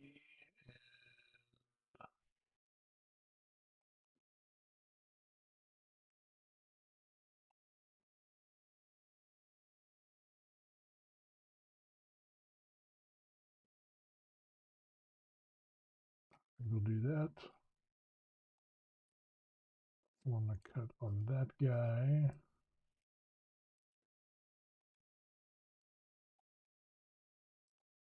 And then we'll select this one. We'll do the same thing. We'll do a cut. Where's my cut? There it is. Take that down to 90. Take a look here. I don't think it's really going to make that much of a difference.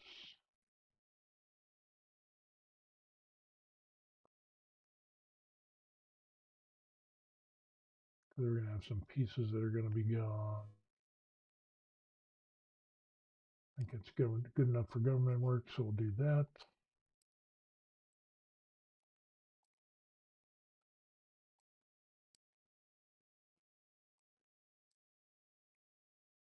And then the last one,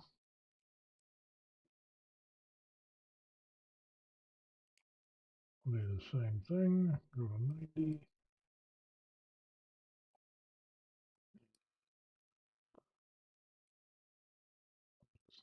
Just a little bit this way. Just a little bit like so. I think we'll be good to go. We'll cut that one.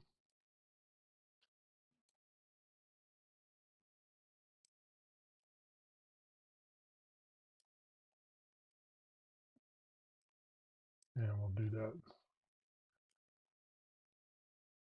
So, and now that we've got that, let's go ahead and we'll slice the plate. Again, we're going to be doing it at 0.08. So keeping the fingers crossed. Should be like 3 hours, I'm thinking. 3 hours and 32 minutes, 45 cents. And yeah, it looks doable. Except for right there. We can select that.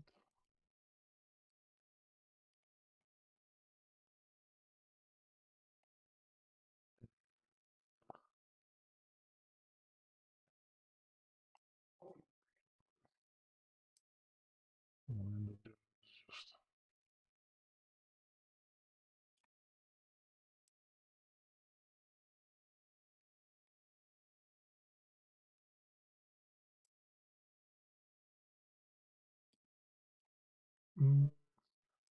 I'm gonna need a smaller paint size.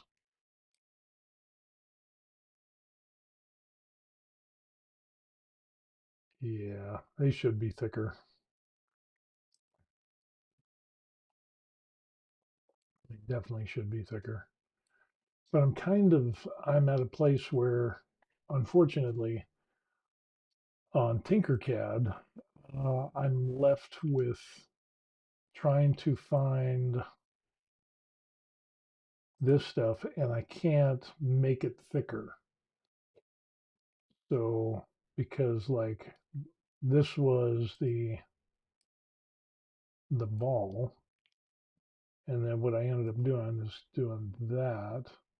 I guess I could try to make this smaller because I just put the sphere I downloaded from, it was a free file, and then I put a hollow sphere, a whole sphere, if you get what I'm meaning. And what is that?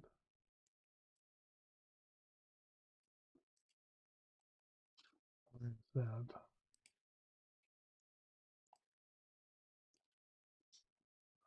Seriously, what is going on?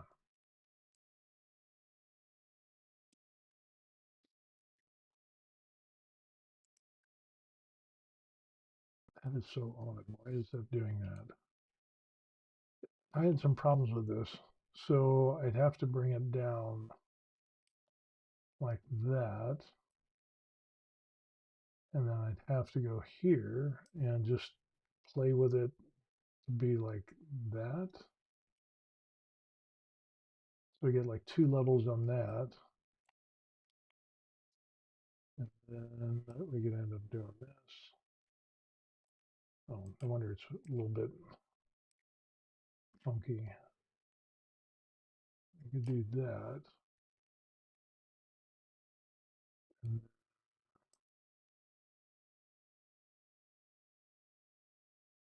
that. It was just so odd.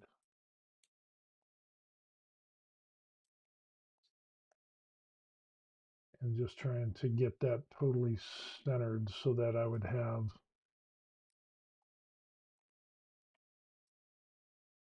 what about the bottom?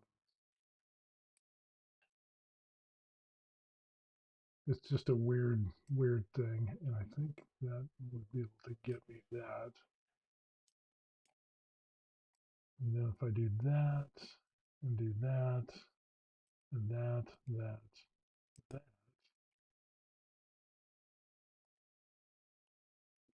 See, but it's still a little bit funky.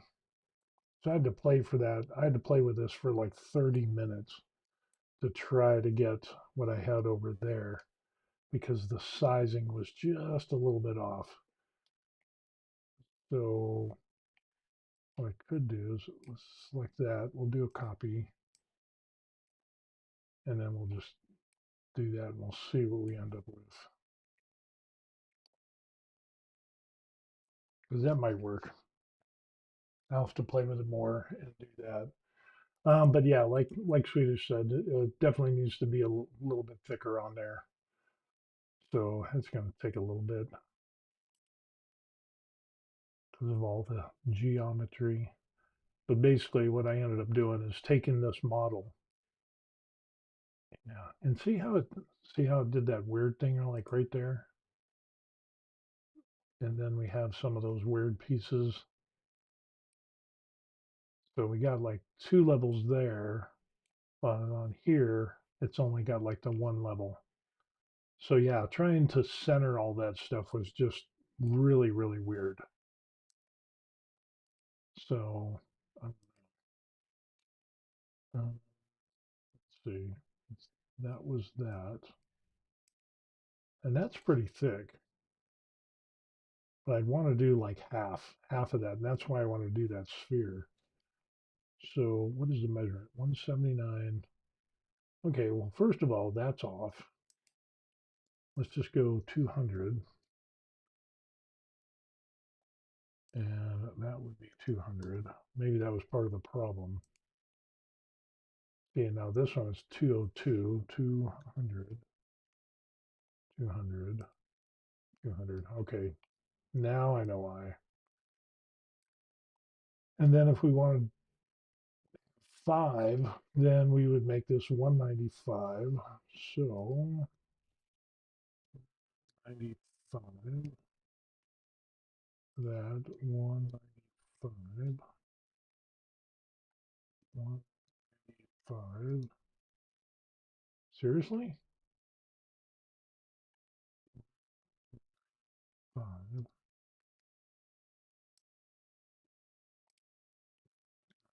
5. See how it took a number of times to get that done? That's what I was having problems with. So now we should be able to take this and this. We'll do that. We'll click this. We'll click that, that, and this. And that should get us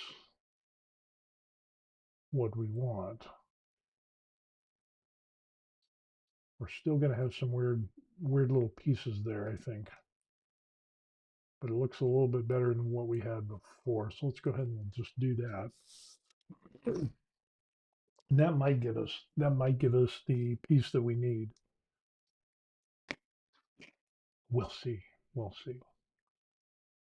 Wilson, we'll see.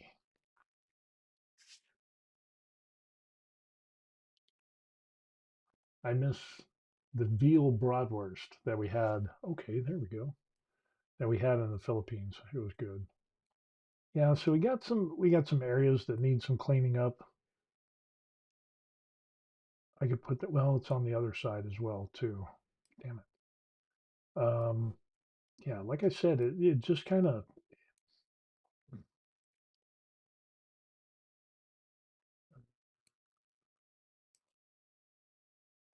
see if we can just bring this.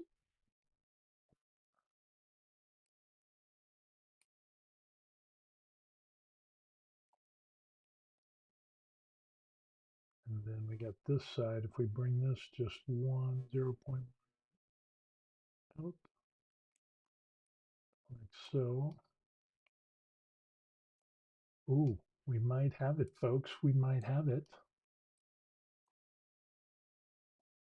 Select both of those. Fingers crossed. We'll see how it goes.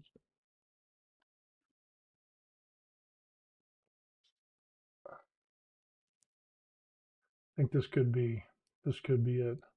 But yeah, notice it was a little off. The original sphere when I downloaded it, the dimensions were off. It wasn't perfectly round. So yeah, that could be problematic.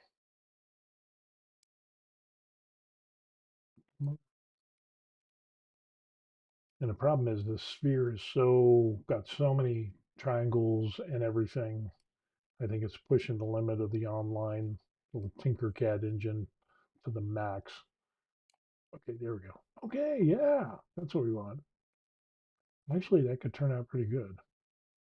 So yeah, we'll have to play around with that. We can redo that so Elvis can have his own little similar thing as far as kind of like that. I played around with different shapes on trying to get out the cutouts that I wanted. So now what we can end up doing is we can take that, bring it over here, drop that down, and we'll hit shift and we'll bring this down. And we'll bring it down even more. And we'll drop that down there.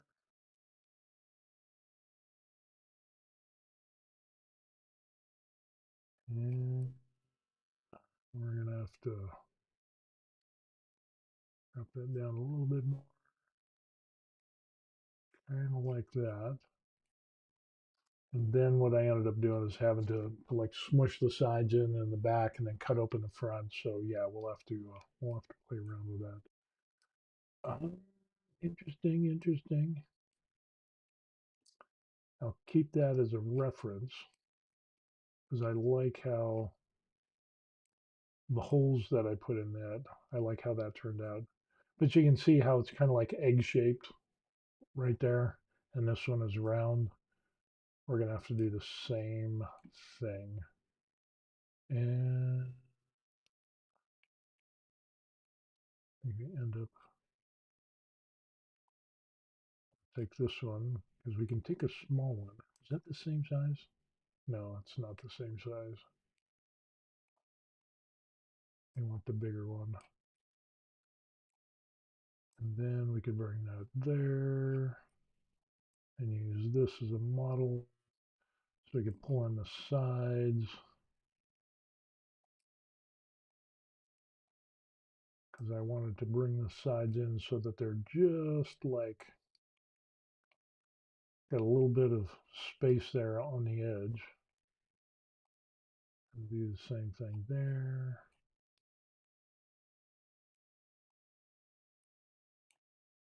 And then do the same thing there. Have a little bit of space.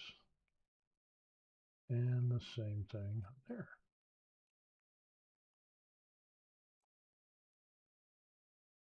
And then what I could end up doing, and take both of these, line these up, and then we could start punching some holes in there and stuff like that. So yeah, that's actually, that looks kind of cool. I think that's going to be pretty good. And for this, what I ended up doing is just bringing a hole in here. And as you can see, kind of brought that kind of like that.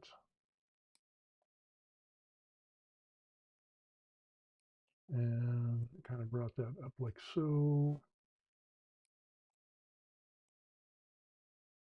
So it's about like that. Brought this side out like that. I think I could bring this up a little bit more. And then I'll just drag that over here. And then we've got that. Grab the base.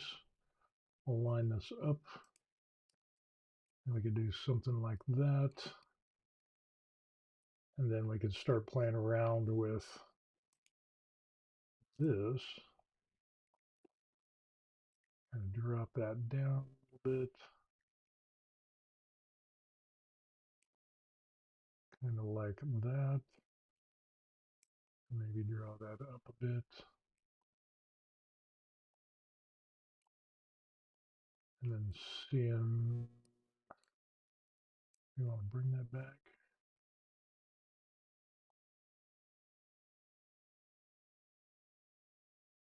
Do we want to bring that right there? Something like that. I think I need to bring that up.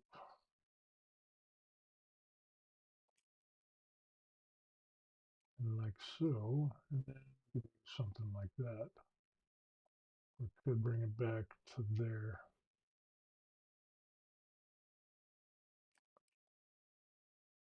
So that way it's kind of coming over the back of his head, toward the back of him. We could do something like that. So let's go ahead and we'll run that. So select the hole and that, and as it takes time to process. Do, do, do, do, do, do, do, do, do, do. Pushing the limits, Tinkercad. It's like,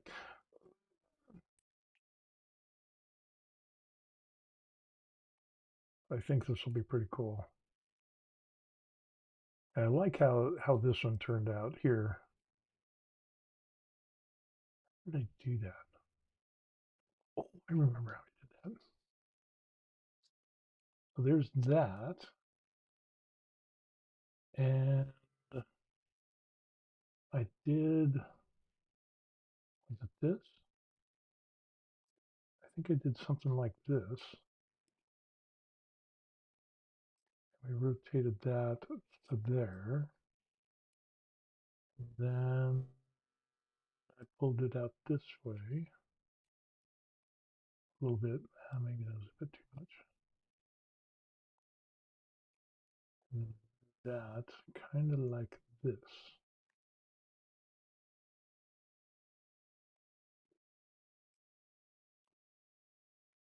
Bring that up and then kind of do that. So that would kind of be the hole like that. And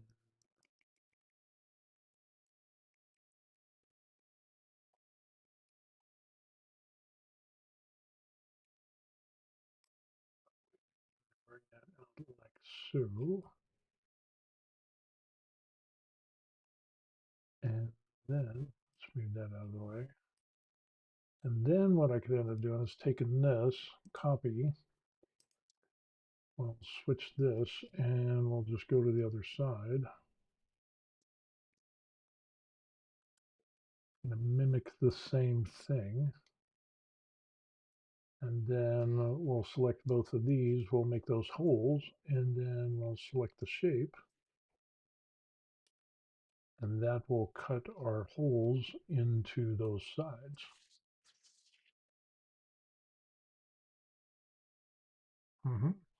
Not bad, huh? Not bad. So that'll give us that kind of cut-in look, but still have a little bit of a round force field-ish looking type of thing. It's a, and then I think on that one I did the same thing a little bit. I put another like V on the back, and then I just took out some small holes on there. So yeah, there we go. So yeah, I got some little pieces that I need to clean up, but you can see how that kind of cut in there and kind of make that shape a little bit. You know what? I'm not happy with that.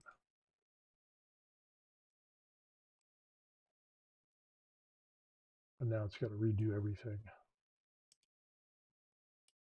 So I want to bring this in a little bit more.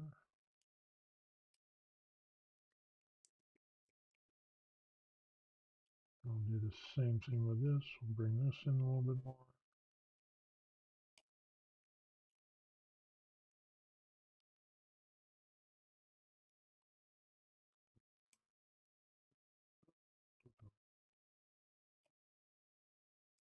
Do this one. We'll bring this one into right there. And that'll take a little bit to do because it's got to redo everything. So I think that'll get us close to what I want to end up doing. So it's definitely thicker. So hopefully that'll come into play and that'll work. Um, yeah, interesting, interesting. And it might be enough. I mean, it's thicker because I only did like one layer. And this one is going to give me two layers or twice as thick as what it was before. So that should be enough, I think. We'll see how it goes. Tinkercad is still trying to process that. So, but I think that would be really cool, especially for characters like not your regular size guys, but like your bigger ones who have the I don't know what size base is that. These are like 39 millimeter, so 39 millimeter base. I think that looked really cool to have that like force field type of thing going around him, and where you could end up painting it, white and have it shining and green and all that stuff. I think kind of like the orbs that we did on the Necrons. I think that would turn out really well. Okay, so here we go. It came back. Dun, dun, dun, dun, dun. And there we go. So yeah, came out pretty good, I think. Not bad. Maybe I should just do like a triangle shape instead of like that. But still, that's not bad. Let's go ahead and we can do, maybe I could do a pyramid instead, because that would give me more of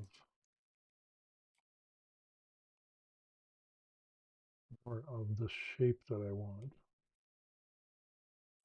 Insert lightning in the base. Yeah, I can do that too.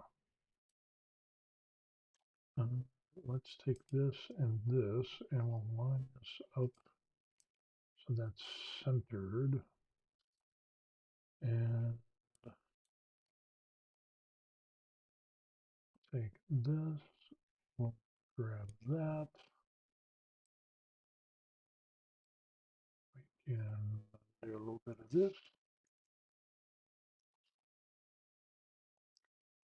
So that way we get the cut across the back. Maybe we could take this out. You know what you do? Just take it out the same amount. I guess one and one. And we'll also take that out there. I think that could be good. Let's make sure that that is in the center. Yep. And we'll make that a hole. And select our little sphere thingy. And then that will bring that will cut that wedge out of there. And I might go back and redo that with a pyramid instead of just that weird cone shape thing. I did the cone shape on the other one. It turned out good, but I want something a little bit more cleaner cut, kind of like these lines. So I think this could, I'll have to play with it some more. I mean, it kind of looks damaged. Let's move some of this away. So I kind of like that, but I like more of the straight cut like we get on this here. I don't know. And then I think what I ended up doing is getting like a circle on the other ones and just brought it like that and brought it up and just kind of took out some of that like that and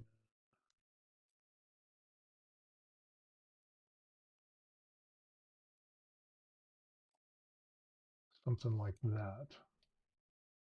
And then we can copy that and do the same thing there. And we can just run this over here.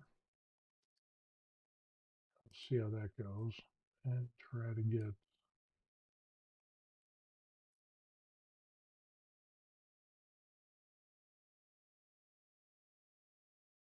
we're just kind of eyeballing it. So I think that would work. So that and join that again. We'll cut out those little holes there.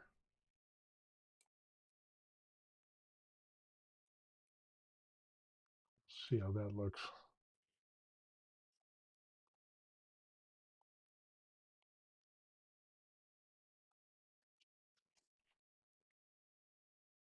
Could be good. Could be good.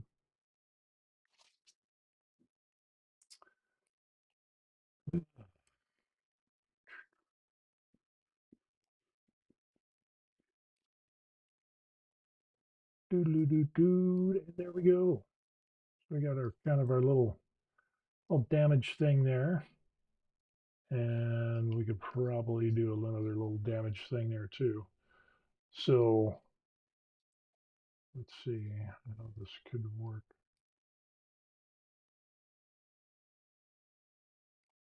I don't want it that big. I want it, we can just bring that up. So that way we've got kind of a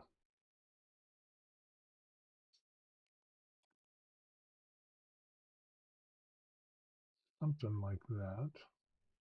And so it's not like fully enclosed, but it'll just kind of frame him in a little bit. I think that will work.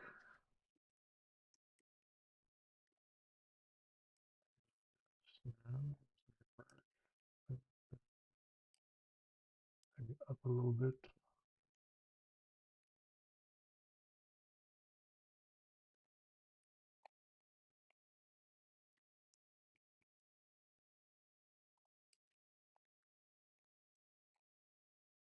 Sorry about that. I know it's like you're probably getting seasick, but I want this to look just like I want it to look. And I think that's how I want it to look.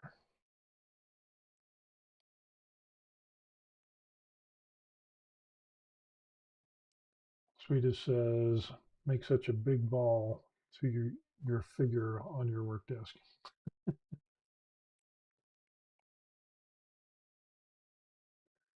Yeah, it still looks a little fat. But let's copy that. We'll do that. We'll do that. No, didn't copy. Copy. Now we'll do that. Now we'll do that. And take a look and make sure.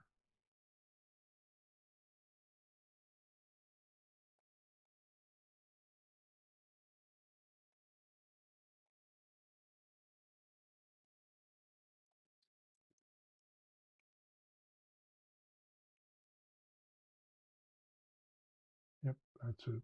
That's what we want. Just like that. And that we'll do the same thing. We'll eat up some of those. And then the other thing we could end up doing after all these cuts are done, we could still resize it even a little bit higher because like this miniature that we got is approximately,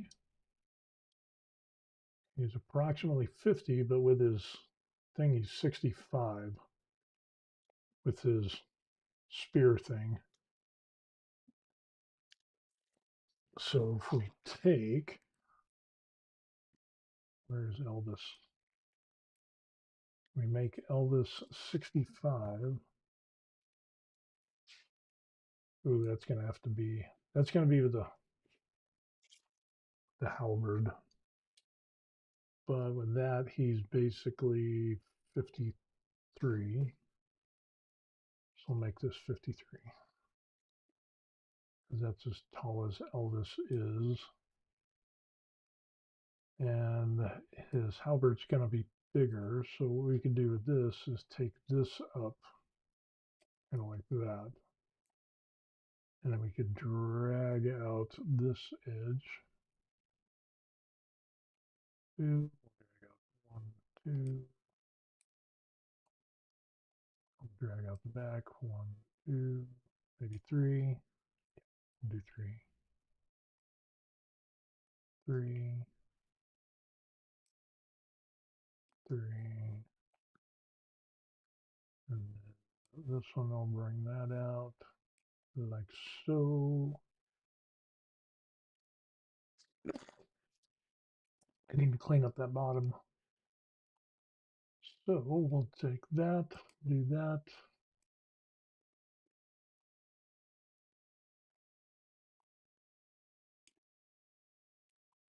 And select this, and we'll join those two things together so it'll clean up all of that. So that way our base can be totally flat. And again, pushing the limits of Tinkercad because of so many triangles. And I was really surprised to be able to import that sphere into Tinkercad. So I'll have something like that. And then if he has his halberd, which is 65, and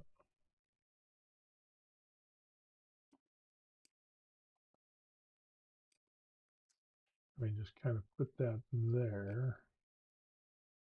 So we can kind of get a representation of what that'll look like. Is kind of like that. So you might have to end up just kind of, looks like it's angled a little bit. So it's kind of like he's doing that. So that means we'll have to take Elvis. I'll put him back here. And, oh, you know what we'll do? We'll just do this. Put it in his hand and we'll kind of angle it like that. And then we'll join that and Elvis together. And then once this joins, because on the The guy here, he's holding it in his other hand. So what I'll do is I'll take this mirror and we'll just do that. And that'll kind of be what we're looking at. So there, what we can end up doing is we could see whether that would look good. And, we could take this even higher and do something like that. So maybe we could redo some holes or something like that. So yeah, that could be an interesting little project. So we could see how that goes. But I think that'd be really cool. I think we need to add another or change the since this is the shape that we want, probably have that go down, use that pyramid to cut out that side, and then probably even cut out something like in here. So we'll see how that goes. So I wouldn't do this for all of them, but just for the big boss guys that we got going on. Okay. Let's see, where is our printer at and what it's doing. Dun, dun, dun. And we still got 38 minutes to go, so it's better. Sweetie says, checking Creality now to see if it works better. Yes, I think we'll do that. So let's go back and we'll check this out. At least we can do a little bit of a thing here. So we'll take all this, we'll set them off to the side. We'll do this, we'll make a copy so that way we can still play around. We'll join these two together like so, and we will export this.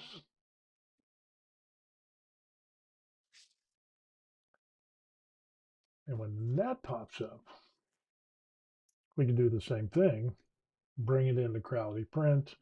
We could cut it in half, slice it, and see how that goes. And it is downloaded. So let's select all of these,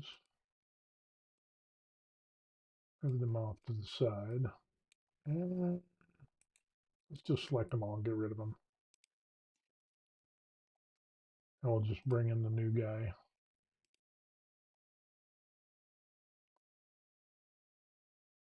1, 2, 3. I think 3 is the newest. Yeah, that's him.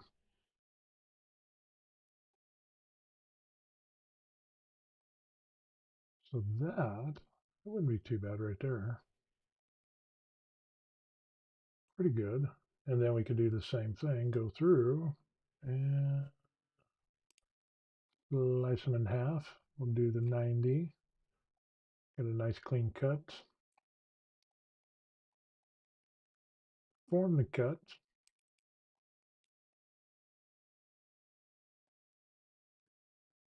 We'll lay them on there.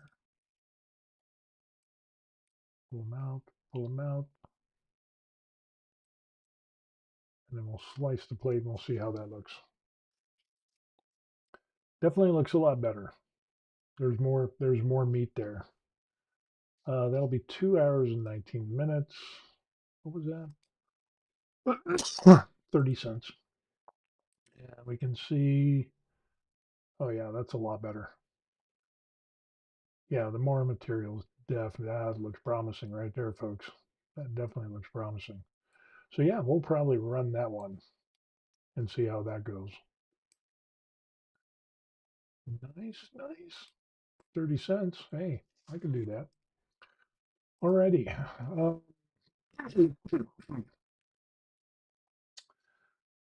Oh, Sweetie said, don't forget to add the connection. That's right. I was just going to glue it, but you're right. I should probably do the little connection holes, clips, tips thing. So let's go back to prepare. We'll do the same thing. We'll do that. We'll do that. We'll do that. We'll do that. And we'll go back here. So, boys and girls, if you want to join these together with like a dowel or a snap, here's how you do it. You select your item.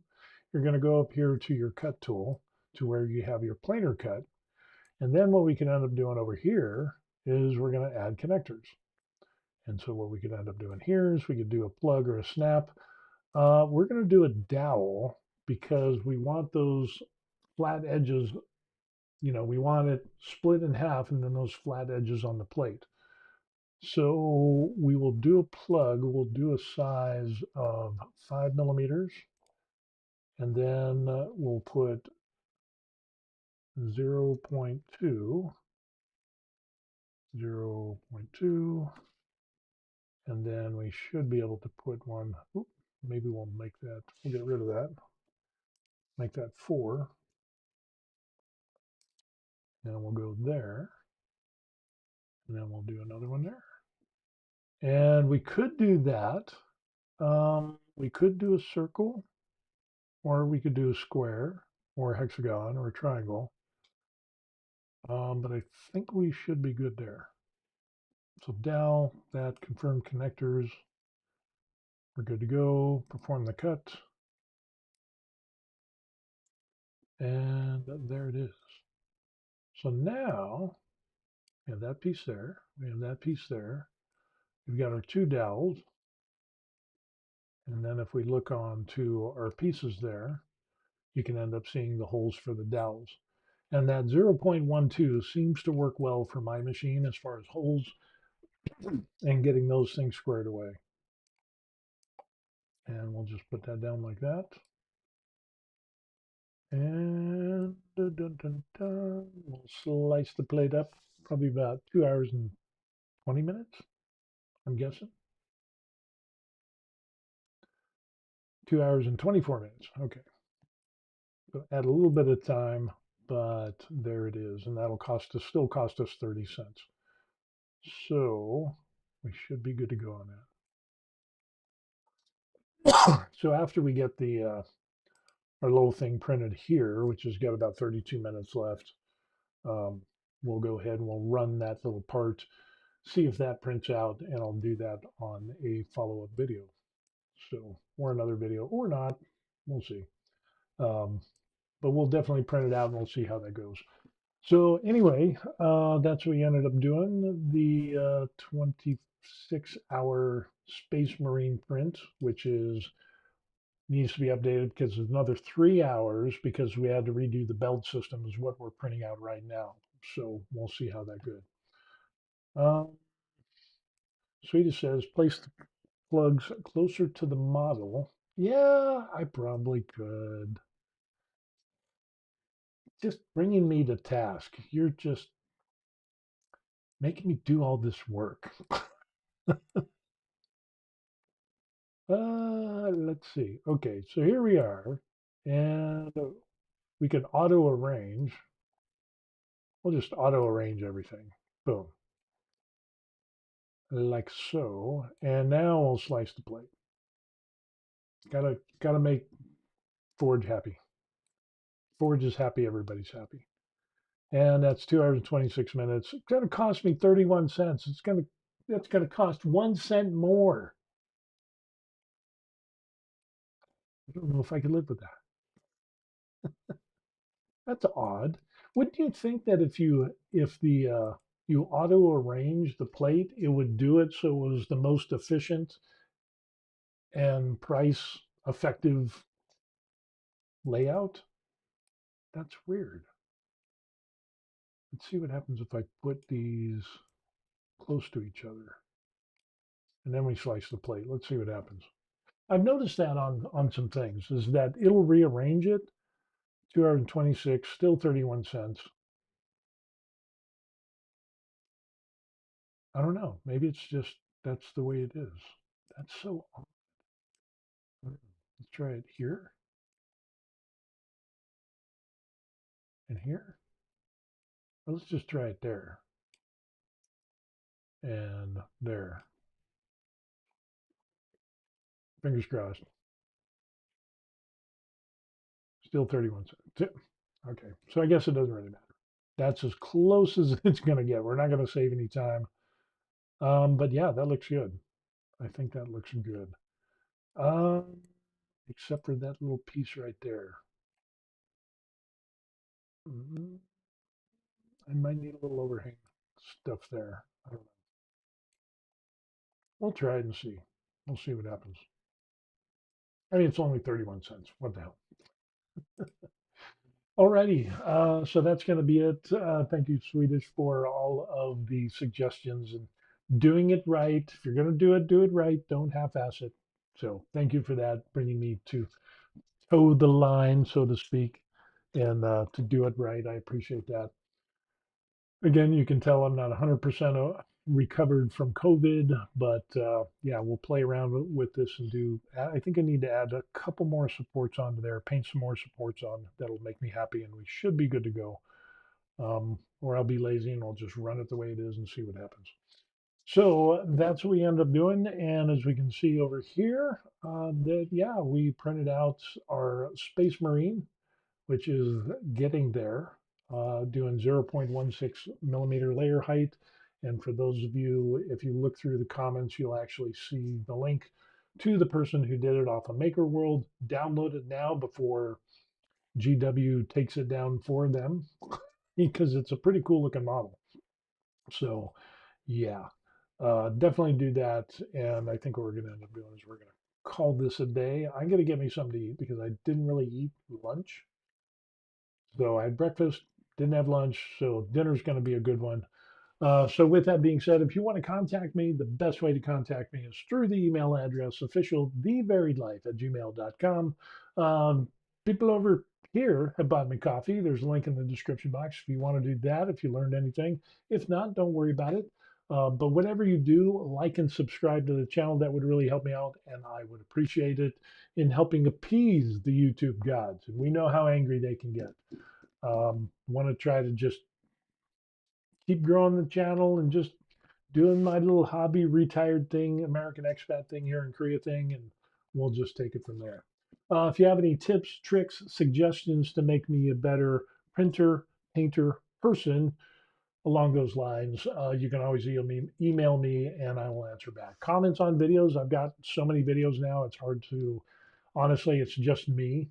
It's a one-man show, so I don't have enough time in the day to go through the comments of all the videos. And I got like 800 videos now plus.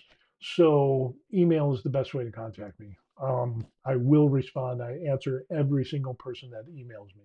So we'll just leave it at that. There it is. Hope you have a nice day, and we'll see you on the next video. All right. Peace. Peace, peace, peace.